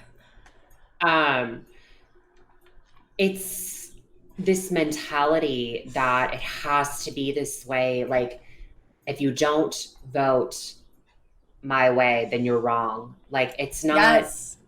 It's not about that. I have seen you ripped to shreds. Okay, so first of all, I'm surprised by the amount of people. So this got talked about a little bit, or this gets talked about every time that politics come up on any stream. It came up a little bit when I talked to Yeti. I talked a little bit about this, or I think it came up a little bit on one of Slurp's things, but I could be wrong. Maybe I didn't say it. But like, no, I think I said this to Slurp in private. But when politics come up, you're not gonna see a lot of vocal like rightists. You know what I mean? Like you don't see a ton of that. We're creators. We're like progressive artists, all this stuff, and like so you don't see as much of the like vocal right within our community. But I've seen a shit ton of it on your going live post recently where you've been like, I'm a Bernie supporter, or I don't like this thing that Trump did, let's discuss. And I see so much bullshit on your post about it. So much bullshit. Oh, the dude. Oh, but like even beyond that, just in your inner circle, just on your Facebook, if we completely take out the factor of outsiders and trolls and people that we don't necessarily want to associate with anyway, and just talk about the people who are like in your circle, I have seen you attacked by other Democrats so fucking much, by people who are supposed to be like, let's unite the party and whatever, and like these people that are on paper on your side. I've seen them attack you, like absolutely come for you, rip you limb from limb, try to cancel you, all this shit, like be manipulative and nasty as fuck. And you know, so like I've never been on the team of like vote blue no matter who or whatever, or like vote whatever no matter what. Like I think that we should all, I say that I'm like libertarian, I don't necessarily represent, or I don't necessarily like identify with a party. I think it's important to be knowledgeable about. Yeah, I'm very independent. I think it's important to be knowledgeable about all the parties that are running, and make an informed decision based on who it is that aligns the most with you. Now, I will typically be voting for the person that is the most libertarian leaning, but I'm not gonna just vote for a libertarian because that is a libertarian. Like, I'm not gonna vote for fucking dude with the boot on his head, whatever the hell his name is. He technically runs as libertarian. I ain't voting for him. So I mean, like, it's not, I hate the people that are like, you're in this party, you vote for this party no matter what. That's that. Like, fuck you. Like, be knowledgeable about things. But I've seen you getting like attacked. Do you want to like disclose any of like the things that have been going on with any of that? Because you've been on you've been very active on social media and gotten a lot of backlash, both in Facebook groups, like streaming groups, and on your personal Facebook. Well, the thing is, people act like people say to me, oh, we have a really fragile political system, and how dare you if you don't vote blue no matter who, and you don't know anything about politics, and you're an idiot. It's like, are you fucking serious? Like, you're saying that to me? Like, look it up. Yo, don't you love when people who don't know shit, like you have been an elected official, you've been a part of the voting process, and people tell you that you don't know anything about politics. Like, I know. It's ridiculous. It's almost as ridiculous as, it's like very nearly as ridiculous as having an entire argument about parenting and effective child psychology to someone who has taught 3 and 4-year-olds for 3 years. I'm super salty about an argument I got in last night. Yeah. I am too full of attitude right now. I'm sorry. No, I think my attitude is contagious, so you can blame me. Bernie Sanders, outside of being anti-war, is so libertarian. All the gripes he's had with big business, he unfortunately is going to just transfer to government. Yeah, like, I think that he has a lot. Bernie Sanders is also very, like, anti-big business, like, he's got a little bit of anti-authority in him, you know? Like, he's definitely, like, a little bit of a rebel, and, like, so that's why I still am, like, you know, like, I'll vote Bernie, because he has, like, some, far from libertarian. Yeah, no, I know, but, like, he has some ideals that are like that, though, Slurp. Like, he is very anti-big business and anti, like, a lot of that kind of stuff. He is a lot more like, let's put the power in the hands of the people, which is something that I do respect and appreciate.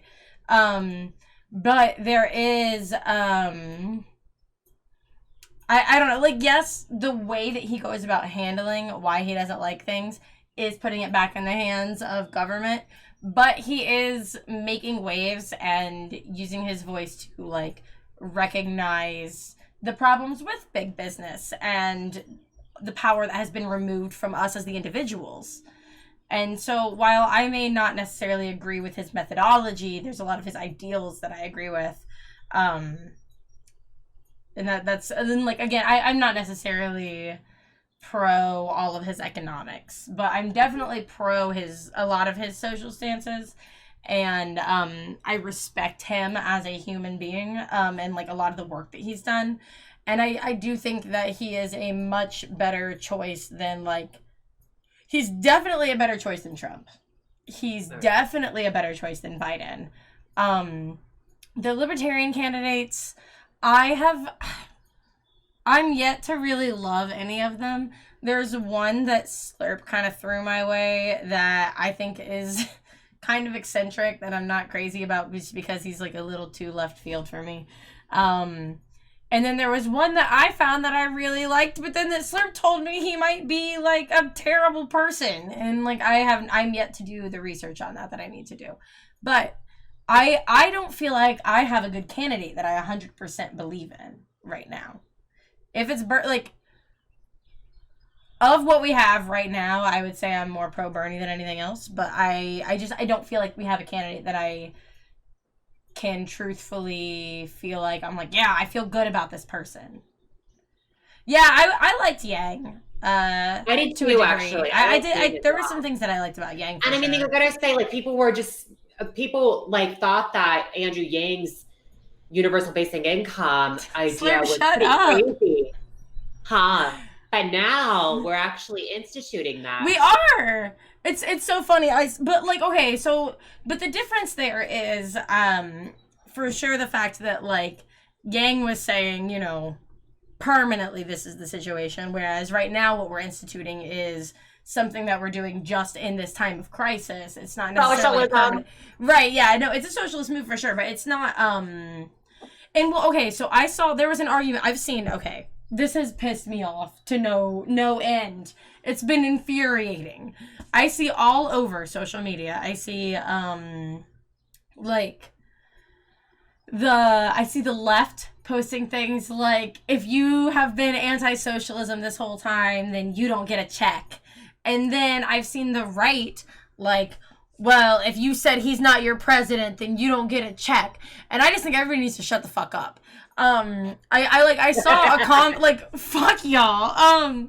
There was a post made, I think, Shiny Shoes actually posted something about how he said, like, I think it's really funny how all my friends who have been very anti-socialism are super excited to get this big check that's coming their way now.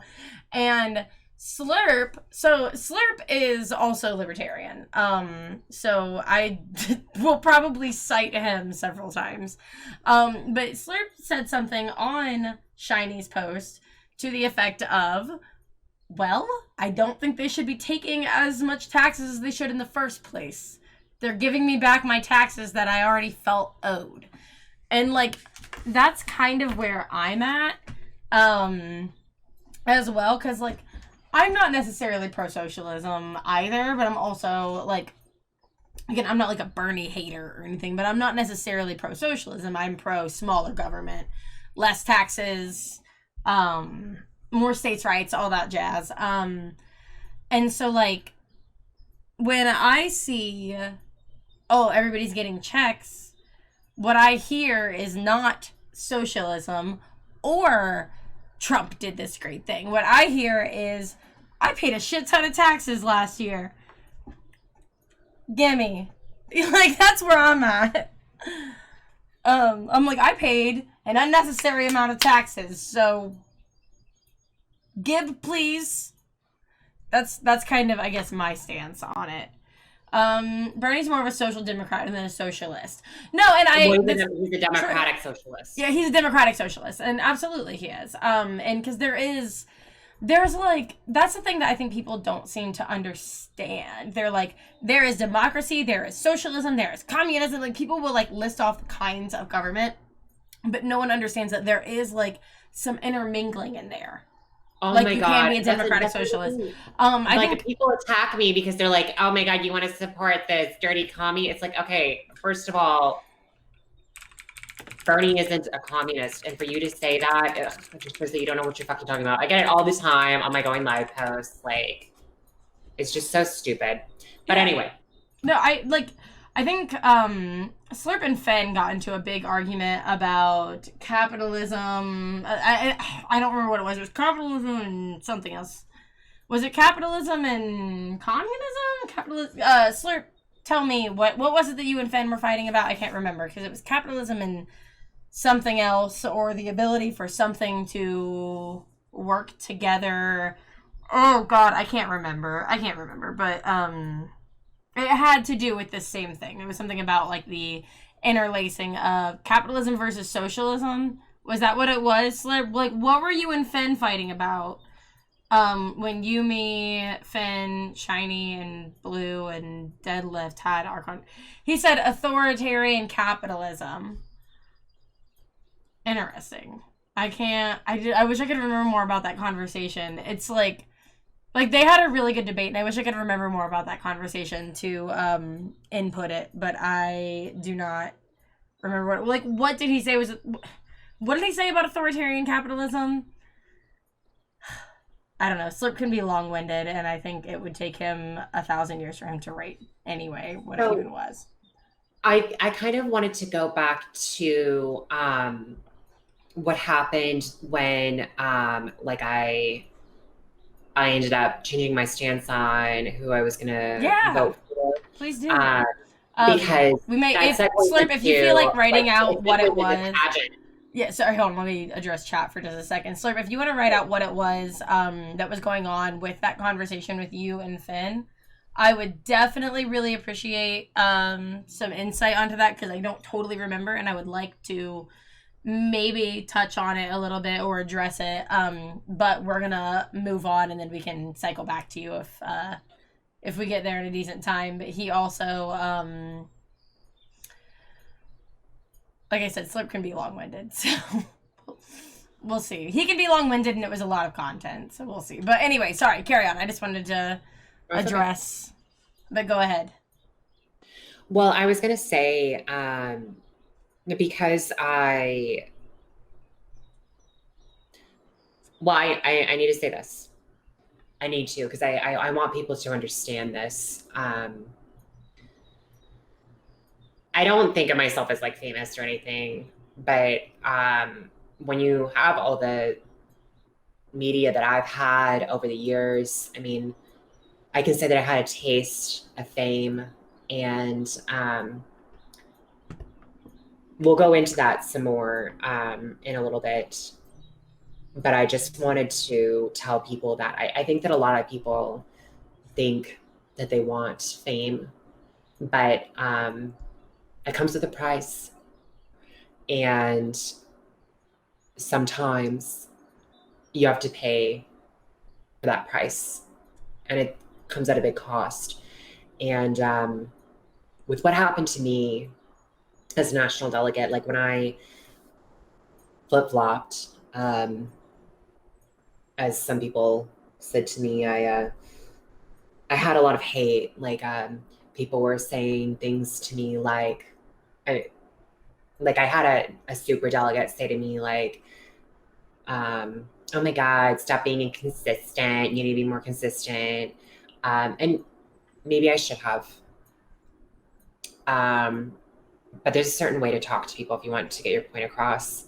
And then another thing was I had a friend say to me, she said, I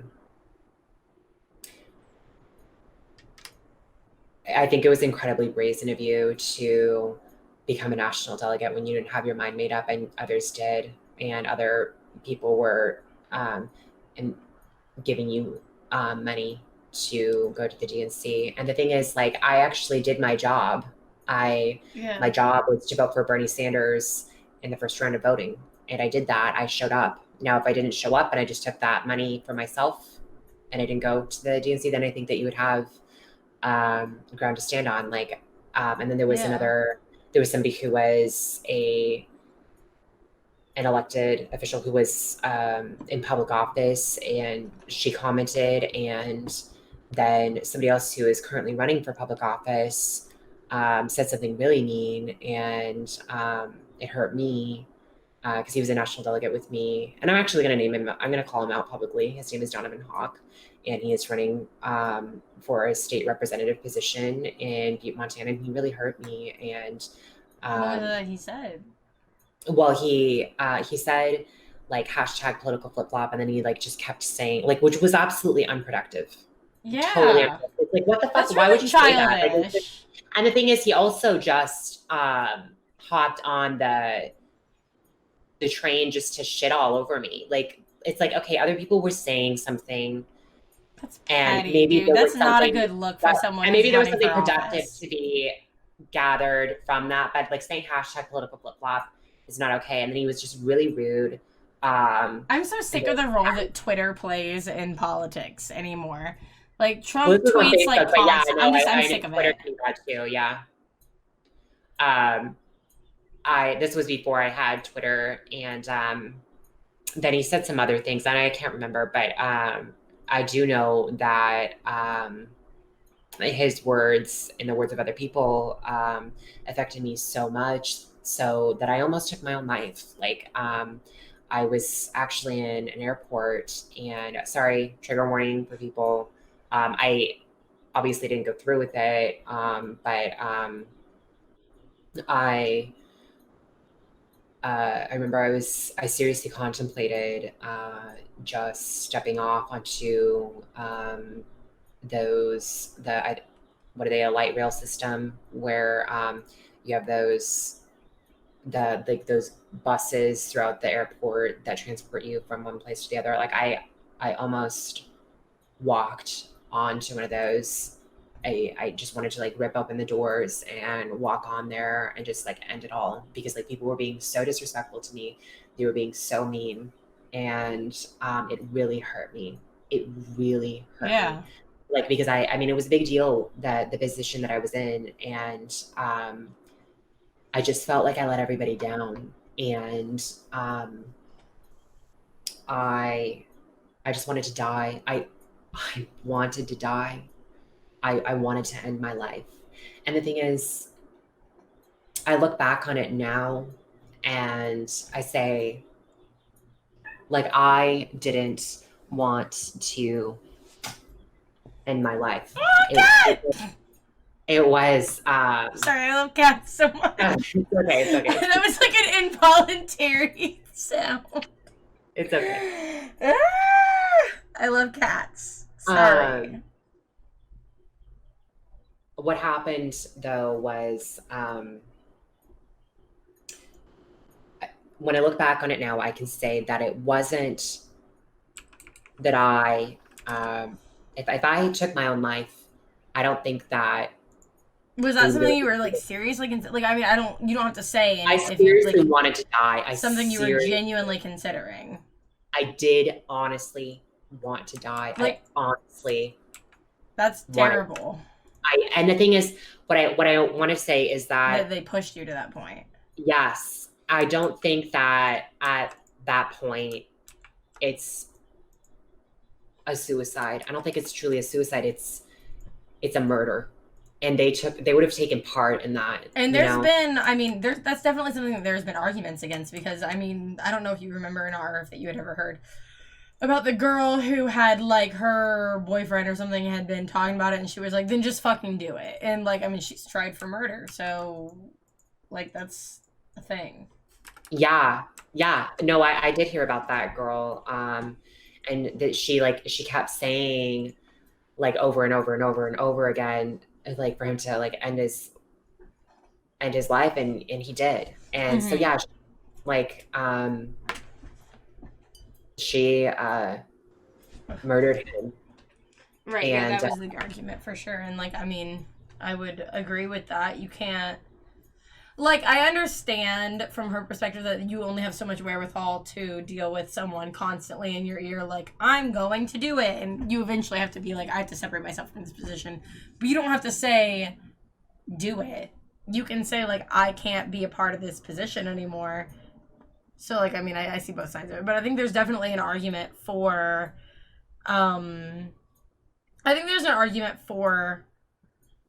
like, suicide being, in certain circumstances, such as yours, being a murder. Yeah. Well, and that's the thing. Like, I did call out two of the people that made me feel that way, It's like psychological crime. wanted me to take my life, and we had a serious conversation about it, and Yeah. we made our peace. But Donovan Hawk, for example, I mean, he's still out there. I mean, he thought that it was okay. He never once apologized for it. He really hurt me. Is he in office right now? Well, he's running for a state representative position. He's running right now. And the thing is, I don't think that somebody like that should ever be in public office. No, okay, like, in my opinion, even just, like, I mean, if we take out all of the other, like, I think that's petty, and I think that's childish. And I don't think someone who is willing to be that outwardly petty and childish is suited for something as serious and, like, high pressure as public office to that level. Well, here's the thing, Sierra, that it's not just petulant. It's abusive. It is. He is an abusive person. He said that he was persistent about it, wasn't he? And that's not okay. Right, like, it's not like he said something one time. He was continuously persistent with you. Yeah. And, like, it is abusive. It's ridiculous. It's completely absurd. So, but the reason that I brought that up is because I consider myself to be very resilient. You are, absolutely. I would agree with that. What happened after that experience was, I was just like, you know what? I love giving people the middle finger in the best way possible. And that's why I decided to stay in the spotlight, because I was just like, fuck you. So what I did was, I wanted to try something very different. Something that I had never done before, but something that I actually had grown up around, and that was pageantry. My sister did pageants. Do you mind if, just before you jump into that, Slurp did finally respond back about the authoritarian capitalism thing. Okay. So I kind of want to address that for just like a second, or I want to at least read it, and see if there's anything to add to that, and then we can move on to the pageantry thing, because that's also like a really interesting topic that I want to know more things about. Okay, what does this say? Basically, since okay, so the thing was, I was on, Slurp also has a podcast that he does once to twice a month, called Soul Speak. And I think it might have been the first one. I've been on a couple of them now. I think the first one that I was on, it was politics. It was me, Finn Diesel, Slurp, Big Blue D, Deadlift for Chips, and Shiny Shoes. But there was an argument that broke out between Slurp, there was a debate that broke out between Slurp and Finn. And it was because Finn said something about authoritarian capitalism. I think they were arguing the existence of authoritarian capitalism. And so finally Slurp got back to me and said, basically, since economy and government are technically separate, authoritarian capitalism can exist. But that's like a racist libertarian. Yeah, you're, quote, free to be racist, but you're completely murdering the spirit of individualistic property. Similarly with authoritarian capitalism. Like, yes, you can have some free market under a stasis regime, but with the state controlling every other aspect of life outside of trading, and even delves heavily into trading, this purchasing power and room to grow truly exist. It's honestly the same issue with the Nordic model of socialism. Though some of those states technically have freer markets than the U.S. currently has today, but with far higher taxes. Well, I mean, hold on, wait. Wait a minute. Authoritarian capitalism can exist. Yes, you're free to do that. Or, okay, like, you're free to be racist, but you're completely murdering the spirit of the individual's sake. So, in authoritarian capitalism, yes, you can have some free market under a statist regime. Oh, I see what you're saying. Oh. He asked, does authoritarian, so the question was more or less, can authoritarian capitalism exist? And I mean, since you are so involved in politics, I would actually kind of like to hear your stance on that if you have one. Can authoritarian capitalism exist? Oh, hey, Anita, I can't hear you. You can't hear me? You anymore. Oh no. Your audio's gone away. Maybe it's my fault. Say something again. Okay, talking. Yeah, okay, it might have been my fault. I may have actually had my I think there's a little dial thing on here, and I think I accidentally turned it down. I think I hit it. It says ultimately authoritarian capitalism tends to be a transitory state, much like socialism in the Marxist sense. Okay. Yeah, y'all can hear her.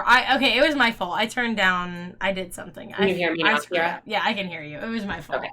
It was my fault. I am a mess. Sorry. Carry on. Okay. Well, sorry, but what were you saying in response to what I said about the argument about authoritarian capitalism? To be honest, I don't know much about authoritarian capitalism. It's not a term I had ever heard. Not very familiar with that entirely. So I don't know if I can fully comment. I don't know if I can give an educated response to that. I just wanted to at least touch on it since it was something that had been talked about before. But authoritarian capitalism. Yeah, like I know what authoritarian is and I know what capitalism is, but the concept of authoritarian capitalism is very foreign to me as well, which is why when this argument broke out, I remained silent and just sat in my corner and was like, I'll wait for the boys to be done because I don't know what's happening. So I thought I would ask and see if you had any input, because that kind of went hand in hand with everything that we were saying earlier about how there is like some overlap between different types of conversation. I just I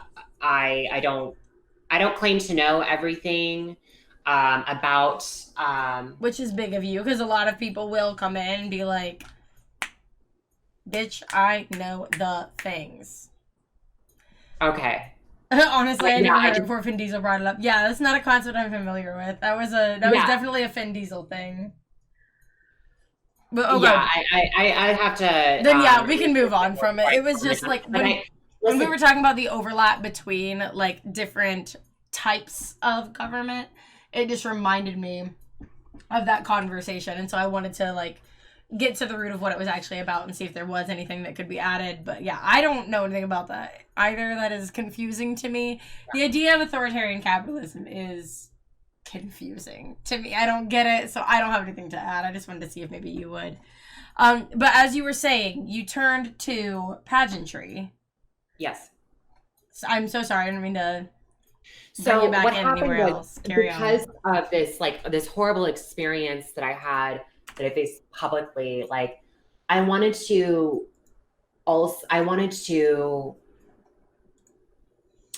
in some ways make a comeback. Because you said that you did pageantry when you were younger, or it was like a family thing? No, my sister did. So like I've thought about it, and if it wasn't for my sister, I never would have thought about doing a pageant. But I grew up around it. Like I thought that was something that most girls did. There were so many in my life. And my sister did it for decades, and she's still involved in pageantry, and I have to credit her for a lot of that, even though we don't speak anymore. Oh. Um, and I don't want to go into No, that, that's fine. That's not what all this is about. I'm but not gonna make you talk about anything you don't want to. she was my first inspiration for competing in pageantry, and um, I have a lot to be thankful for in that respect. Um, but I just wanted to try something different. I wanted to try something new. I wanted to try something challenging, and I like, there are aspects of pageantry that really appeal to me. Like, I think it's fun, like getting all Yeah. up and uh, being in an evening gown on Yeah, stage, and like I could it's see like so that. over the top glamorous, and I love it. Dude, Okay, like, I no, love I'm it. about it because I I would just, love to get all like dressed up and done up and like go somewhere fancy, oh be my all God, pretty, do but it. like, You what can is the compete in reason a for? pageant. I don't have a place to do it. A pageant? Yes. My chubby ass is not getting up there. Oh, what? No, don't even. Okay, okay. I gotta say something on that. So, okay, I people attacked me online because of the way I looked, hardcore. Um, and the thing is, like, yeah, it hurt at the time, but I'm just like, you know what? It doesn't matter what they think. What matters is how I view myself. And I saw myself as beautiful, and I love who I am. Yeah. And many other people may think that I'm ugly, and they may try to cut me down and deny that I am beautiful, but it's not about what they think. It's about what I think, and it's about how I view myself. I mean, when I competed for, so I was in Cosmo, I was in People, I was in Mike Media, Teen Vogue, um, Elle did a little article on me, and I got international attention when I competed for Miss Montana USA because I was the first openly transgender um, person to ever compete in a mainstream pageant, and in Montana, and so I got a lot of media attention because of that, and you know, Montana is a rural state, and that was a big deal Yeah. at that time, and um, I. I wanted to do my best. I lost a lot of weight because I wanted to. I wanted to live a healthier life, and I did. I changed my diet, and I started exercising, and I lost over 50 pounds. And so wait, so I, you say you did this because did you do this like for a year? Or did you do this for the pageant well, I did it. The or a thing is, combination of I both? will say that it's both. Like, because like the pageant motivated me to be the best version of myself. And I was just like, okay, if I wanted to promote people to be, to like, if I'm going to say like people should live a healthier lifestyle, for example, like I got to live that. And so I was like, I need to eat healthier. I need to exercise because that's part of living a happy, healthy life. And so I did. I if I'm going to be a representative, I mean, people think of pageants as just silly and Superficial. That's something that I wanted yeah, to talk to you about. Is like there's definitely an idea that pageants are this superficial, shallow thing, and like I kind of did want to hear your take on that. well, I understand those criticisms, and but the thing that appeals to pageantry to me the most is the opportunity to have your voice heard. And it's especially really important because it's important to note that pageantry was created for a minority community, and that is women. That's And so true. and I never thought of it that way, but I mean you're right. and well, and you know, a pageantry gives minority people a platform, and it really has an effect on our culture. And it gives pageantry gave women more of a voice, and it helped to give minorities more visibility. And not only women, but like we'll segue into everything, why I'm really here, why what I've done has been pretty significant, historically speaking. And so over the years, pageantry has had a very problematic history. The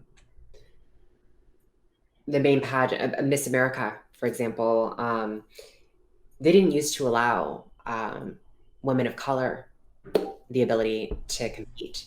Really? I didn't know that. Yes. And it was a big deal to allow women of color to compete. And I mean, there was backlash. There was backlash over that. People didn't want that at first. And okay, so you may have already said, and I may have been looking at chat when you had said it. How old is like pageantry as a thing? Do you know? Like I said, you might have said, and I might have been just looking at chat when you said it. I apologize. How old is pageantry? Well, I know that Miss America is the longest running pageant system in the US. Do you know when they started? I believe it was in the 50s. Oh, Jesus. I think so. Maybe it was even earlier.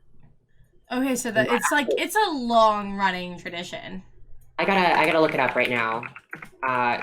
Just because you asked. Yeah, no, go for it. Absolutely. Oh, no. Oh, so my bad. Originating in 1921. Oh my God, what? Yeah. What? Are you serious? What? Yeah, so this says, he said that McTravdad just also looked at a beauty contest came to be considered more respectable with the first modern Miss America contest held in 1921. Wow, damn, Yeah. that's like some old, like that is like a long-standing, long-running tradition.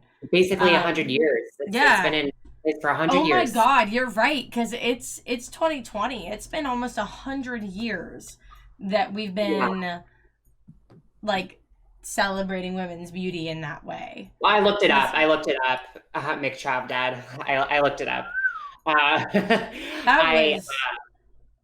But yeah, that's nuts. Oh my God. So yeah, there's definitely been evolution and progress, I'm sure, within that industry. Well, again, it's something I'm familiar with, but I'm sure there really has been, though. There really has. Like when Vanessa Williams was crowned the first African American woman to be Miss America, like that was a big deal, and that was in the 80s.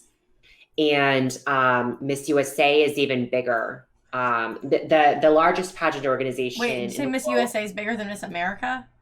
They're different, yeah. I feel like I've never heard of Miss USA necessarily. I feel like I've heard of Miss America, but not Miss USA. So I'm surprised to hear that Miss USA is larger. So I have a feeling you probably have. Like, so you've heard of the Miss Universe organization? Mm-hmm.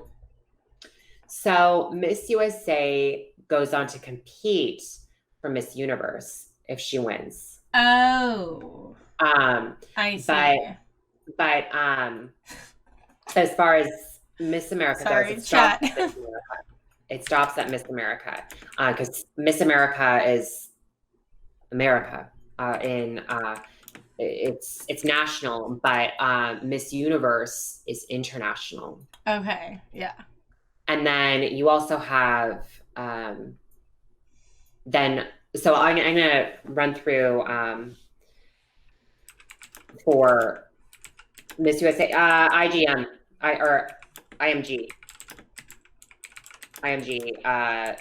owns Miss USA owns the Miss Universe organization.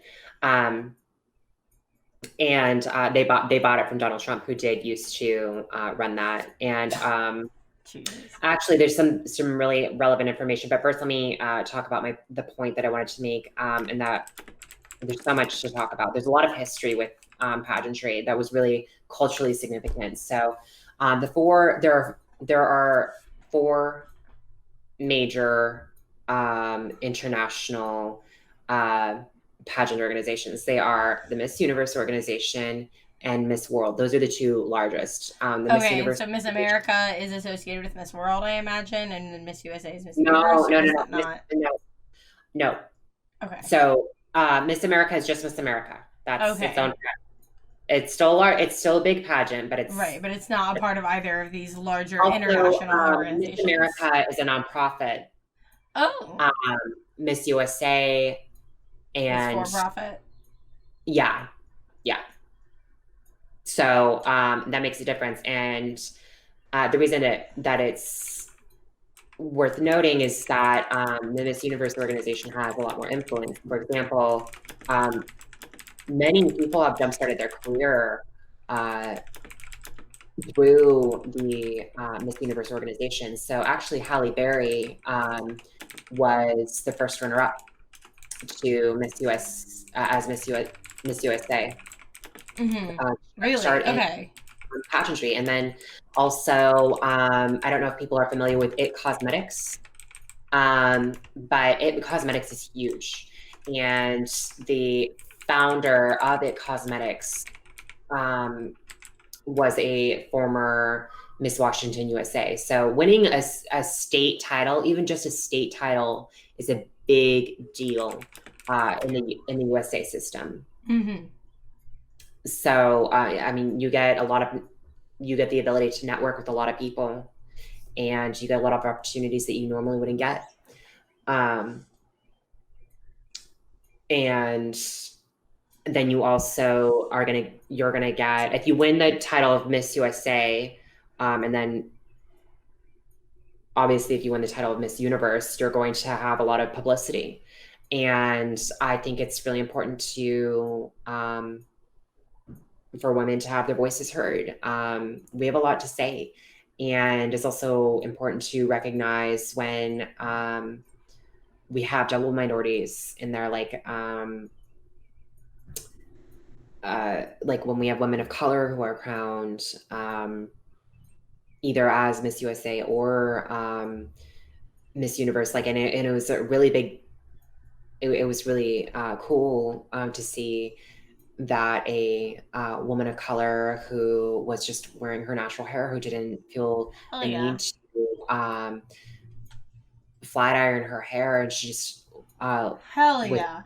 that was a big deal. It's empowering. That's wonderful. She was crowned Miss USA. It acknowledges that there is that beauty in your natural self, and that you don't have to necessarily conform, which I know you just said is what you are hoping to achieve also, is that you don't have to conform. You're beautiful. And I think anyone who is making that, because that is such still, even today in 2020, it is forced down our throats what is the beauty standard. And I mean, I've told the story 100 times and I won't tell the whole story again, but the long and short of it is, when I was in high school, there was this boy that I liked who told a mutual friend of ours that I was undateable because I had fat thighs. And here we are in 2020 and thighs are a thing, right? Thick thighs are in now. And I just feel that's I think every year we become more aware of the fact that a woman's natural state can be celebrated and admired, and it can be beautiful. And of course there's still constant backlash and constant problems, even when it comes to African American women with their natural hair, even though it was established so long ago that look how beautiful it is. There's still definitely backlash and issues of it, but I have the most ridiculous amount of admiration for anyone who successfully challenges beauty standards, because I think that they're silly. I think it's dumb to give that much of a shit about little things like that. Yeah, and it's important to note that the first, what her name is Sierra. I don't know how you say it Huh? exactly. Her name is Sierra Beerchest. Oh, I First, thought. Okay, I thought you were talking to me, and I was like, I do what? no, Sierra Beershell, I think is how you say it. I'm not entirely sure. But that was really significant um, because she was the first plus size person to compete on the Miss Universe stage. And she was the first uh, person who wasn't a size zero to compete on that stage. That was huge. Um, So, but and like, what was there? So, okay, not to discount what she did, because absolutely, yeah, like, I think there needs to be more representation of like plus sized humans. But is there any citation of like what size she was? Because, like, okay, so you said she like wasn't the first size zero like model up there. I have a huge gripe with what is considered to be plus size, because I'm a size 4, or I guess my hips and my thighs and shit have gotten a bit wider, and well, the I'm media maybe a called little bit her bigger. But like, yeah, like when I was a size 4, I was still, I think I'm like a size 6 now. But when I was a size 4, I was a plus size, which is, and now I'm definitely a plus size. Now I'm like chonky, and like, I am not one to be over the top confident or anything, but I think anyone can look at me and say that I am not like fat. I'm not this chunky, chubby girl.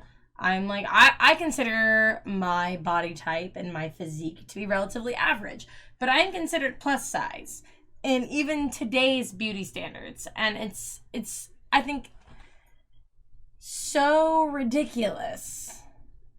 Um, just so fucking ridiculous. Because like, first of all, there's like just the matter of the fact that like plus size is not more or less beautiful than a size 0. That's, I mean, everyone's body type does not decide beauty. But like, so I'm curious as to what this woman's size actually was. If they say So I plus think size, her because I'm name plus is size. that Sierra Bearshell. Mm-hmm.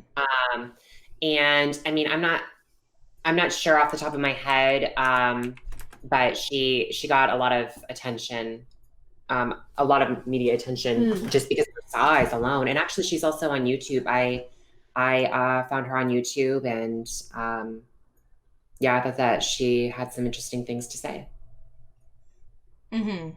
Okay, I'll have to look more into that later for sure. Yeah, sure. It's interesting. I also need to mention that it was a so why pageantry has been big for our culture because Jenna Telekova was someone who in 2012 competed for the title of Miss Canada um, and in the Miss Universe organization. And that received international attention. And that was back when Donald Trump owned the Miss Universe organization.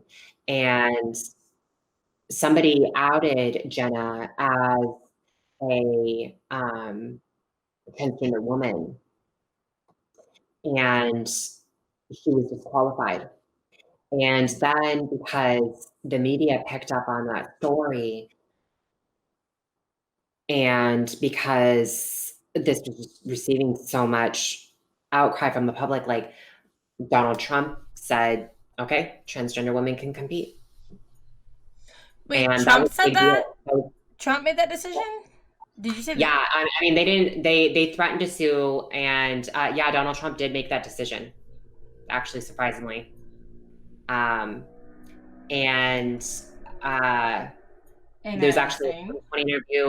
Barbara Walters interviewed Donald Trump on that. It was an interesting interview, but he did say that transgender women can compete. It was Donald Trump who reversed that decision, and they didn't have to go to court for that. Interesting. he allowed that to happen. But she did, Jenna Talikova did get a lawyer, a very famous lawyer, and they put a lot of pressure on them.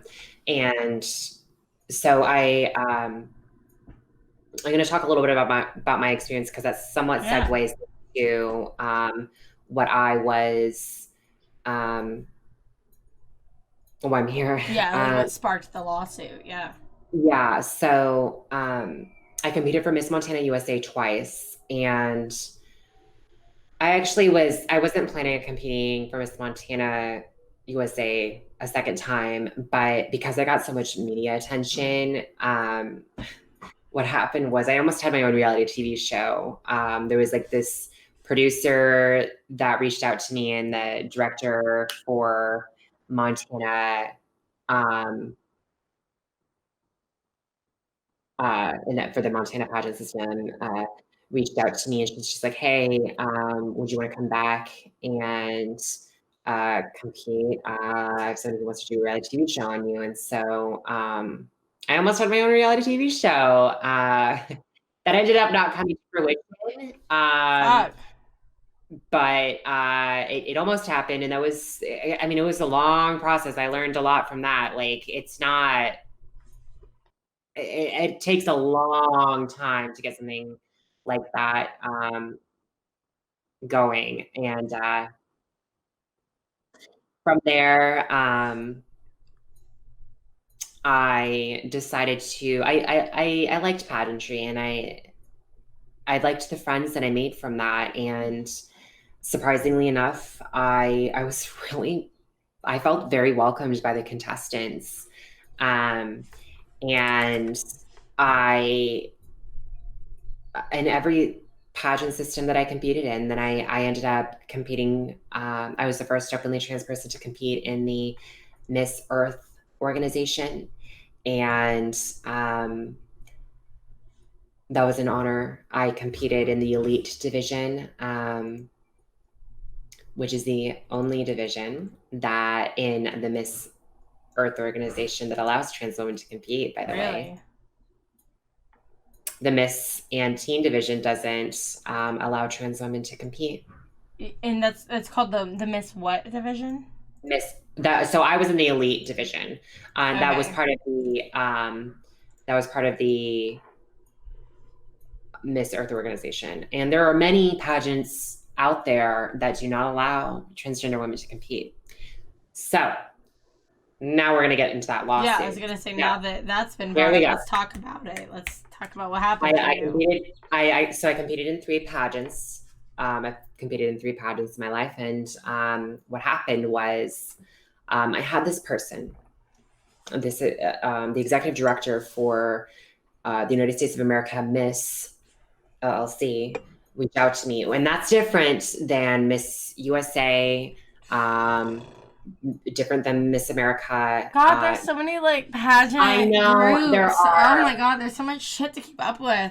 It's difficult. It gets confusing. It gets really confusing, because some media outlets got a little confused on that, because they said that I was suing Miss USA, and that's not true. It's United States of America Miss. And so what happened there was the executive director randomly sent me a friend request on Facebook. We had mutual friends in common. And honestly, I just need to say that, like, I mean, I'm fairly well known in the pageant world, because I received a fair amount of publicity. But I typed in your name earlier, because I know I told you that I Googled Anita Green lawsuit to see a little bit of backstory about all this. But when I typed in your name, like, I mean, so much pageant stuff just came up everywhere, like, immediately. Yeah. Like, I was there, like, you're definitely, like, relevant and acknowledged within that community. Yeah, yeah. So I was surprised because I mean, even before the lawsuit, I mean, people still knew who I was. And then I asked her to, and this was just what I've already said. I asked to um, receive some information on that pageant, and then she sent it to me. And then I looked over the rules, and one of the rules said, if you don't mind, can I post a link in your chat? Yeah. So, Okay. So I have it set to mod only. So if you sure. actually just DM Photography Elite, if you like whisper to Photography Elite or Slurp Glurp a link, then they will post it. Because if you post it, it'll like just become a bunch of asterisks. Okay, But so you send it to I'm either of getting them, the they'll link do it. right now from YouTube, and I will send it to. Yeah, photography's the most like just on top of it one that you could send it to. Cause Slurp's in and Okay. out. He's always like he's here for a second, then he's lurking. It's like Okay. then he's back, then he's outside. So yeah, send it to photography. Okay, I just sent it to photography, and I actually, I thought that they did that very well. That was an interview that I did with Writing's KGW, not. and I'm also asking people to like and comment on that link because we're really trying to give this lawsuit more exposure, and show that people really support the transgender community. Hell yeah. And so please like that video. Please comment on it. Like it, comment it, Because spread next it in comments, around. yeah, yes, and please share it. It talks about this lawsuit, and so basically in there you will see that the executive director sent me the rules, and I saw one of the rules. I met all the other qualifications, and I was able to compete except for one rule, and the one rule that I didn't meet was must be natural born female. And I saw that, and I said to her, you have this rule in place. And I was just like, I'm transgender, right? And she said, I did not. I don't know how she didn't know that, because it's just like, okay, she was involved in the pageant circuit. She has her own pageant, and it's just like a lot of people within the pageant world know who I am. And then I also talk about being trans all the time. Right, like you're very open. It's not like it's not like you're to keep it a secret. So it's not like you're trying to hide it or bury it down. Yeah. You're very open about like being transgender and trans rights, and like about the strides that you've made. And like I'm a little shocked by that. Yeah. That they didn't know that, because like you do make such you definitely make noise about it for sure. Yeah, exactly. And so I was shocked too. I was like, okay. And so like, and all my Facebook friends know that I'm trans, and like I had mutual friends in common with this person, and it's just like, how the hell do you not know? But anyway, so she said she didn't know, and then later I said, well, I am, and would you be willing to change that rule? And she said, well, we allow same-sex couples to compete. So like if you are a woman and you are married to another woman, you can compete in the Mrs. division, for example. But they said that. So wait, they have a restriction even on like gay women? No, like, I'm saying they don't. I'm saying they don't have a restriction on gay women. They just but they have a restriction on trans women, and so yeah, and then she said that we don't anticipate changing the rules at this time, and we won't. And so I was just like, well, so I was like, so you're not going to change the rules? And she's just like, no, but we'd be happy to refer you to another pageant. And I'm just like, well, you'll be hearing from my lawyer. because I like, it was just like, That's really shocking to me. So, okay, I've heard the arguments about saying, like, a trans woman competing in women's sports and, like, the athleticism. Like, I've heard those arguments, and while I don't necessarily agree with that, I'm kind of am like, but I understand why there is an argument. Like, I understand why there's a conversation happening about it. I understand that too. Like, while I maybe don't agree with it, I understand why there's a conversation. But to say a trans woman can't compete in, like, a beauty pageant seems really silly to me. It seems... Exactly. Like, that's not a thing that makes sense. Because there's no, like, athleticism. There's no, like, well, my body and my hormones versus your body and your hormones. Like, that's not a thing. You know what I mean? It's like... Yeah. That makes no fucking sense to me.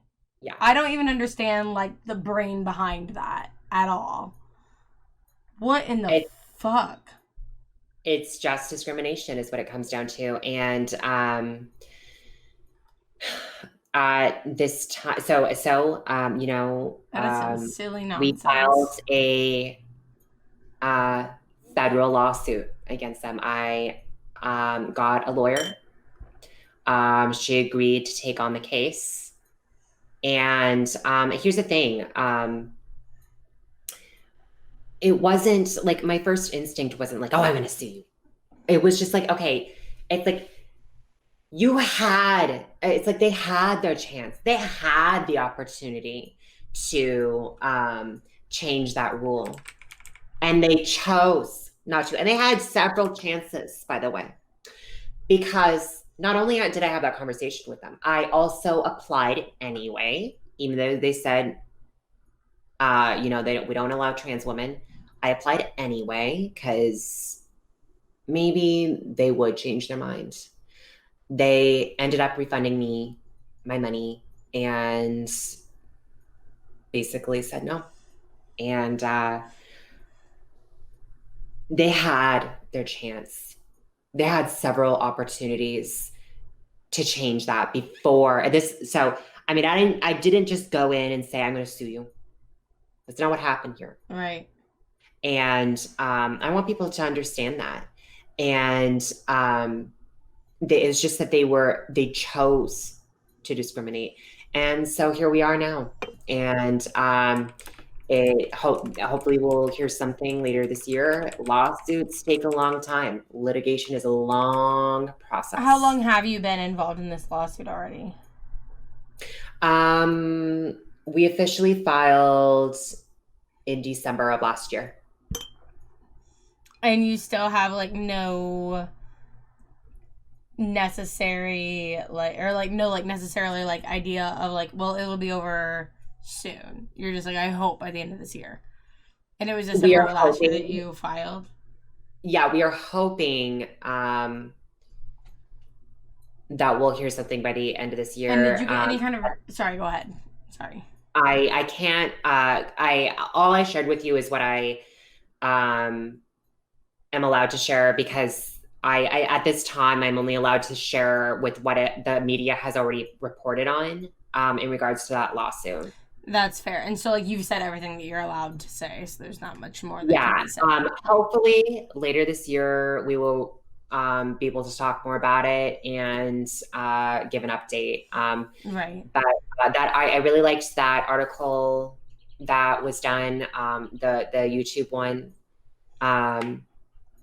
Slurp asked, what is the exact claim for the suit? So we are saying that they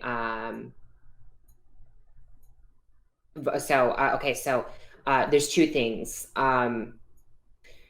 We are suing for emotional distress because it really did bring about emotional distress because of this. Like, not only did they discriminate, and that was really, really hurtful.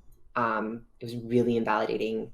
Yeah. I mean, it sends a really harmful message to say, like, that transgender women aren't real women, and that's essentially what they were saying. Right. Like, yeah, I'm really hung up on the term natural woman. Like, that I don't know. I don't like that terminology. That is, in my opinion, harmful.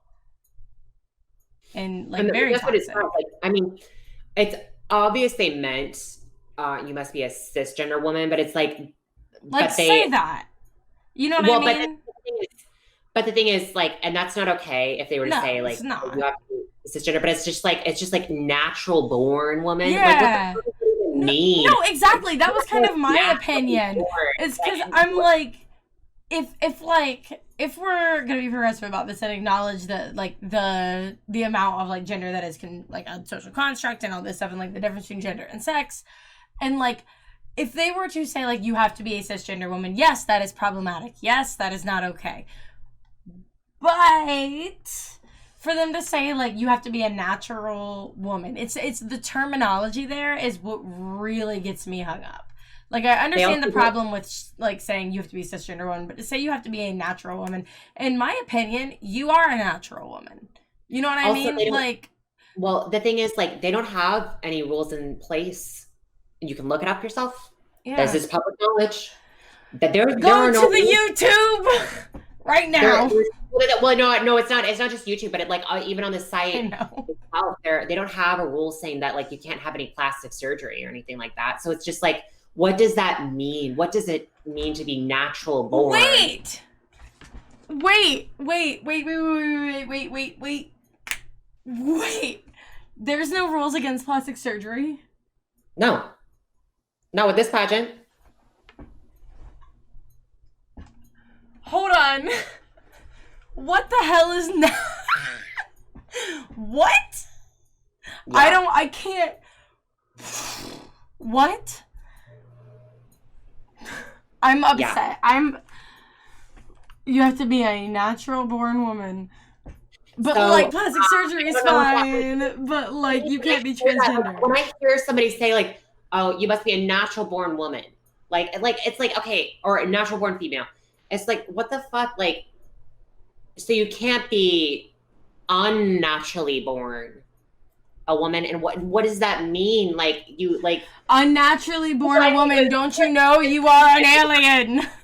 I know that's what I think about. Like I just think of like an alien like shooting down from outer space. Pew! Here she is. Like what? And now you can't have that. Like I don't know. I don't. That's what I think of. No, I this mean, shit obviously is we know that's not what they silly. mean, but that's just what I think when I hear like natural born woman. No, So, I think it's. Oh my god, I think it's that's nonsense. And because, like I said, to me, a transgender woman is a natural born woman because I prescribe to the belief that like a trans woman has always been a woman, even when it was a male body that was like the vessel was always, even if the vessel was a masculine presenting body, that woman was still a woman, just in a body that maybe did not adequately convey that. And like that's my personal beliefs on the matter. So to say like in my opinion a trans woman is a natural born woman. So that like verbiage is just so confusing to me. I don't get that. yeah, it is. It is really confusing. And so um gosh, there's so much to dissect here. Oh, okay, yeah. So Slurp Glurp said so. Address that. Okay, so I also really want to talk about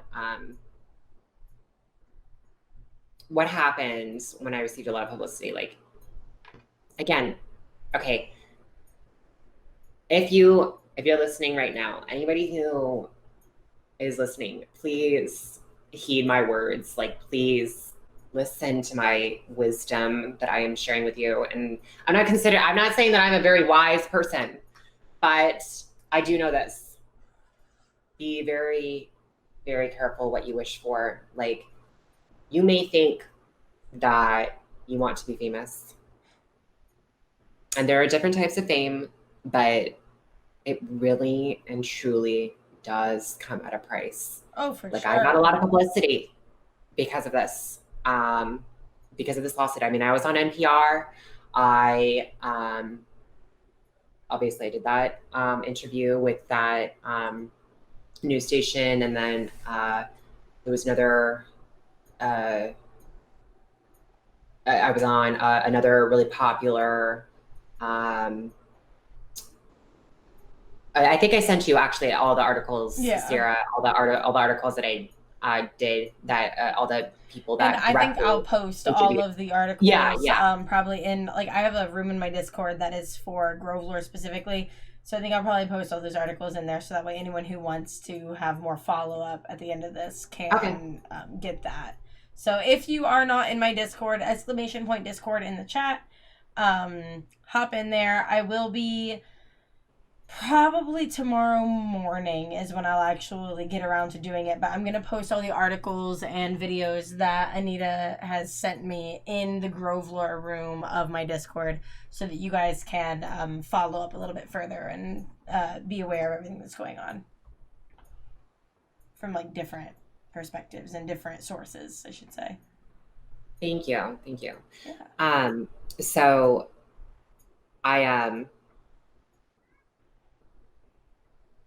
I mentioned those articles that I did because people love to hate, and it really can weigh on your mental health. And I was in a dark place yet again because of all the hate that I was getting. Like, Yeah. and in some ways it was even worse. Like, in some ways, because it was just like, I was like, why are you, like, going out of your way to, like, hate me? Like, what did I ever do to you? Like, and these people were just, like, saying, like, horrible things to me. And they were saying things like, you know, you should just kill yourself and you'll always be a man, and things like that. And I'm just really sorry that that's the thing that you've had to face. I mean, it happened. That's hard, It and happened I'm because sorry. because of this. Are you still Because getting of that backlash as it is an ongoing case? Are you still getting that kind of backlash and negativity? Well, to a certain extent, yeah. I mean, I guess not right now in regards to the lawsuit itself as much, Sure. but it's still. I know you still get backlash in general. I guess I just meant specifically about the lawsuit. I know there's been people who have spoken out and said ridiculous things, which to me is completely absurd. Like, to me, makes no sense, the backlash that you received otherwise. I was wondering if you were still getting it in regards to the lawsuit itself. So there's a couple things in chat that I wanted to read out. McTraftad just kind of didn't ask a question, but more so gave a sentiment that I wanted to read out, and said, and you know, even if the suit doesn't go through like it should, it is progress because it obtains the awareness and progression it needs to. Even if they don't change their requirement based on law, they will have to eventually do so due to social ostracization. I can't say words. Ostracization. Ostracized.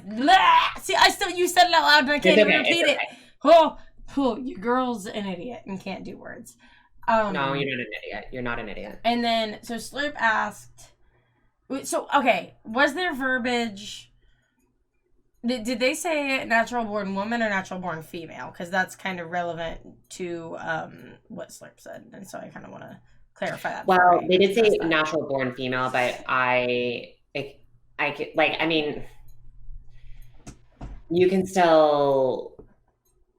I know that there is a different, from a sociological perspective, because I actually, a little bit more about me. I would love to hear more about you. You're the star of the show, baby. I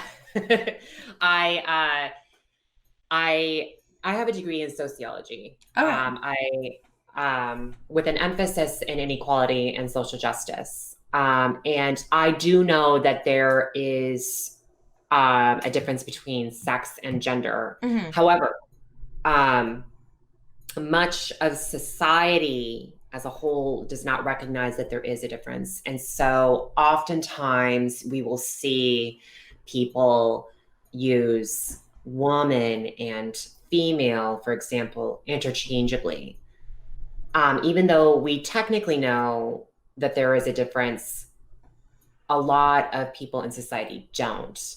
And so that's important to recognize. And so I can also say that I'm a transgender female, you know? Like I can say that I identify as a transgender female, like meaning I've been born biologically Yeah, a male. lot of the nuances of that confuse me. I'm gonna be honest with you. Like a lot of the nuances of like using the words I female understand that. versus woman versus whatever. Like, I don't fully understand all the nuances of the language surrounding that. Yeah, and I understand. And with I that's why and it gets really confusing, but I can I can still say that I'm a female, Okay.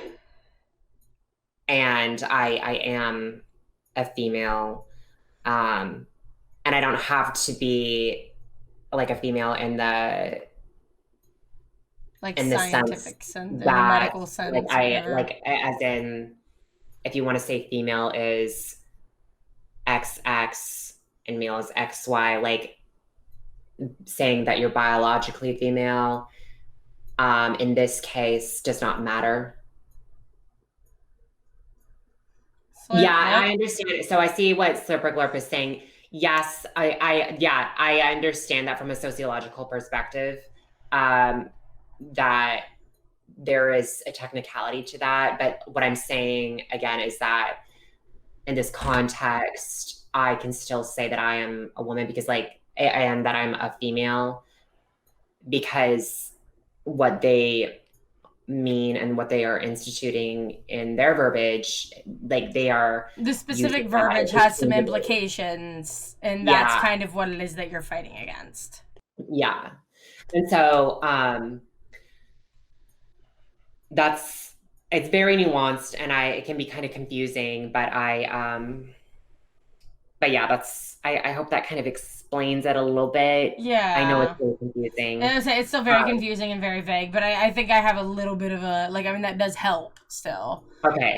Like there's certain because I do agree. There's like society confuses the word woman with the word female, and that's why you see people who are Yeah. like females who do this whatever ain't shit or whatever, and like you see those dumb memes that are like very pick me ish or Yeah.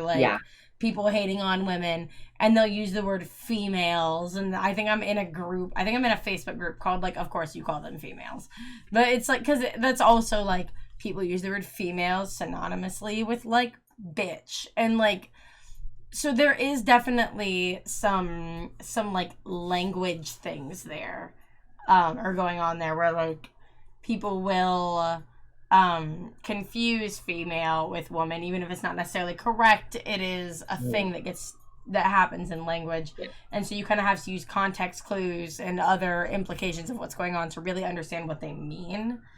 Mhm. um Especially, you know, as a transgender woman who is faced with issues relating to gender and sex so frequently, where Mhm. things like this come up, you definitely like have to kind of read between the lines a little bit to understand everything. Yeah. So I do get that.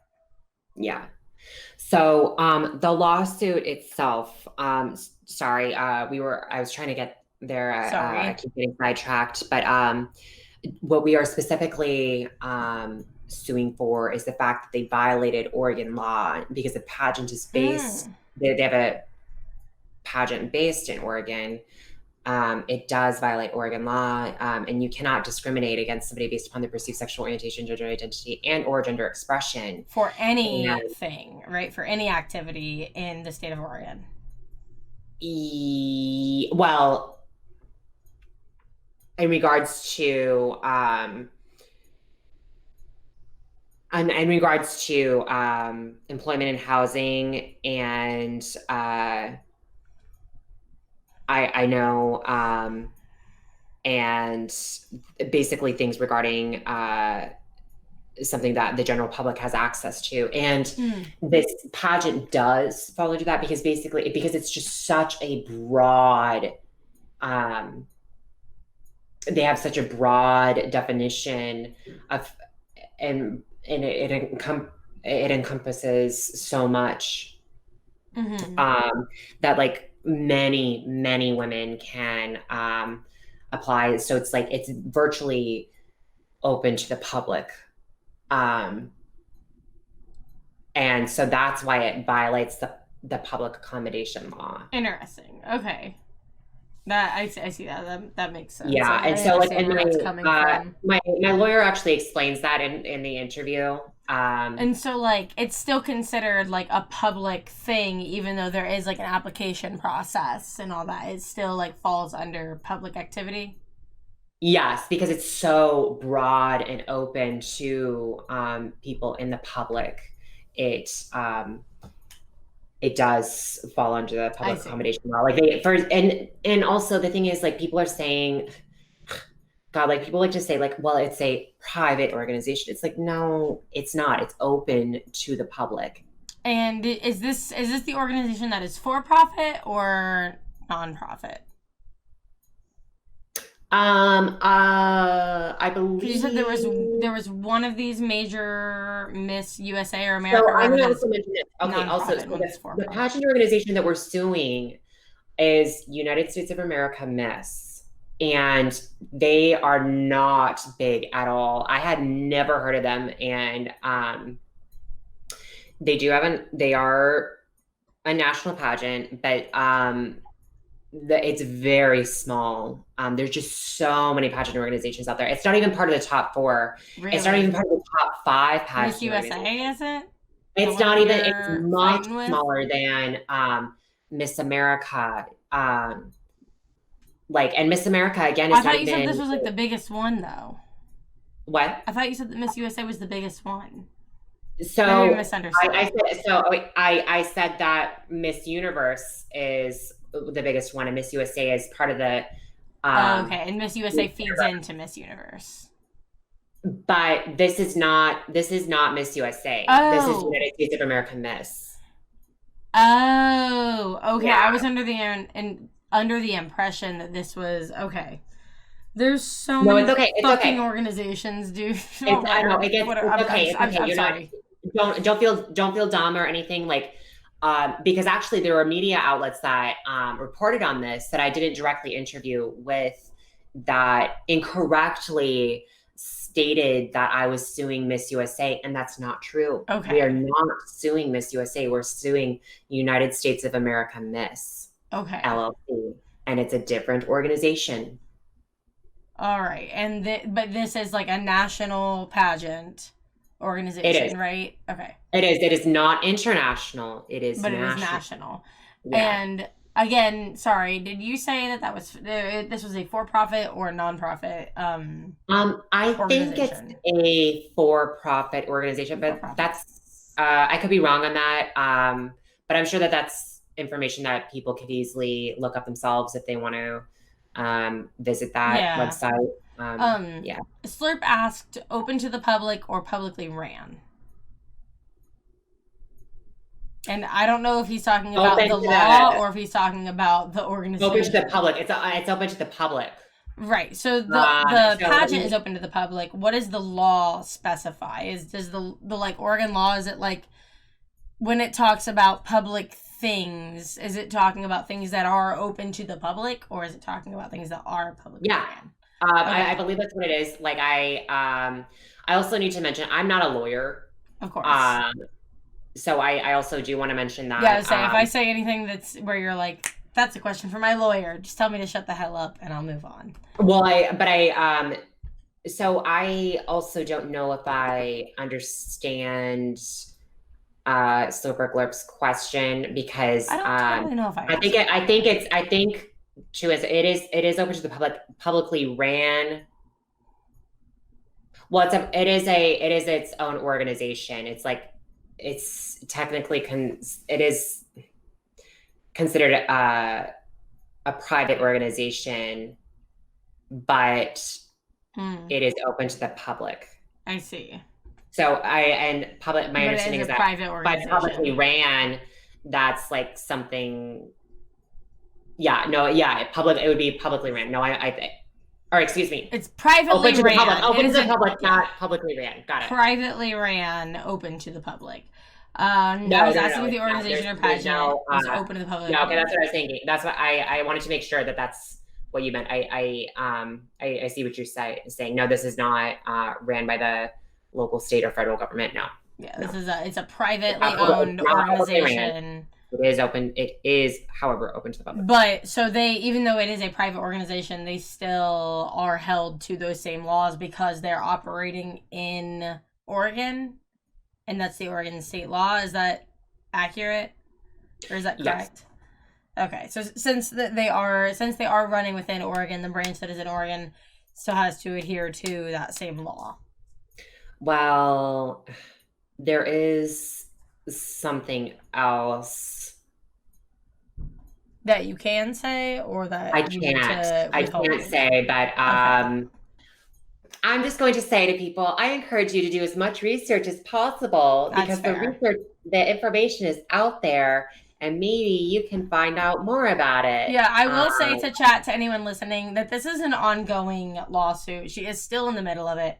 So there is a little bit of a restriction on what can and can't be said and released to the public, as some information can be potentially detrimental to a case, or just straight up, can cause a case to be completely dismissed because some certain things were not meant to be let out and are anyway. So there are some certain rules and regulations and guidelines that Anita does need to hold to in order to make sure that her case continues to go through as planned. So there are a little bit of restrictions, and there may be some questions that you may have or that I may have that maybe can't be answered. So if you have further questions beyond what Anita's comfortable saying, then do your research, because a lot of the information is going to be out there regardless of the fact that, like, Anita's not meant to say it. There's a lot of this information that you would be able to find out on your own through research and digging, but we do have to respect the fact that this is an ongoing case. I will just say, you guys now know, the name of the organization, United States of America Miss LLC, and hopefully you're able to find that. And yeah, that's all. Maybe you can find more information with that. That's all I can say. That's all we can say. All right. Well, Anita, thank you so much for your time today. I've had a wonderful time talking to you today about everything about your politics, about your experiences. It's been a real eye-opener. I didn't know, honestly, any of that shit about what it's like being a delegate. Like, that's all wild. I wish you the best of luck pushing forward in your lawsuit. I hope that things work out for you. That's hard. That's a lot. You've got a lot going on. So I hope that everything continues to work out for you the way that it should. Thank you so much for hanging out with us today. I'm going to turn it over to you one more time to give us, who are you, where can we find you, when can we find you? Do you have like a strict schedule for your stream that we can find you at, or like what is all your usernames? Give us all of your information. How can we keep up with you? So I am Anita Noelle Green. You can find me on Twitch. I am a Twitch streamer. I am also on YouTube as Anita Noelle Green. I am also on Instagram as Anita Noelle Green. I'm on Twitter as Anita Noelle Green. My Twitter handle is slightly different because I was limited to how many characters I could have. And it is Anita Noelle G on Twitter. But also, okay. This is really, really, really, really important. Yes, because say it. I wanted to mention this. So sorry, I didn't mean to cut you off early. No, you're fine.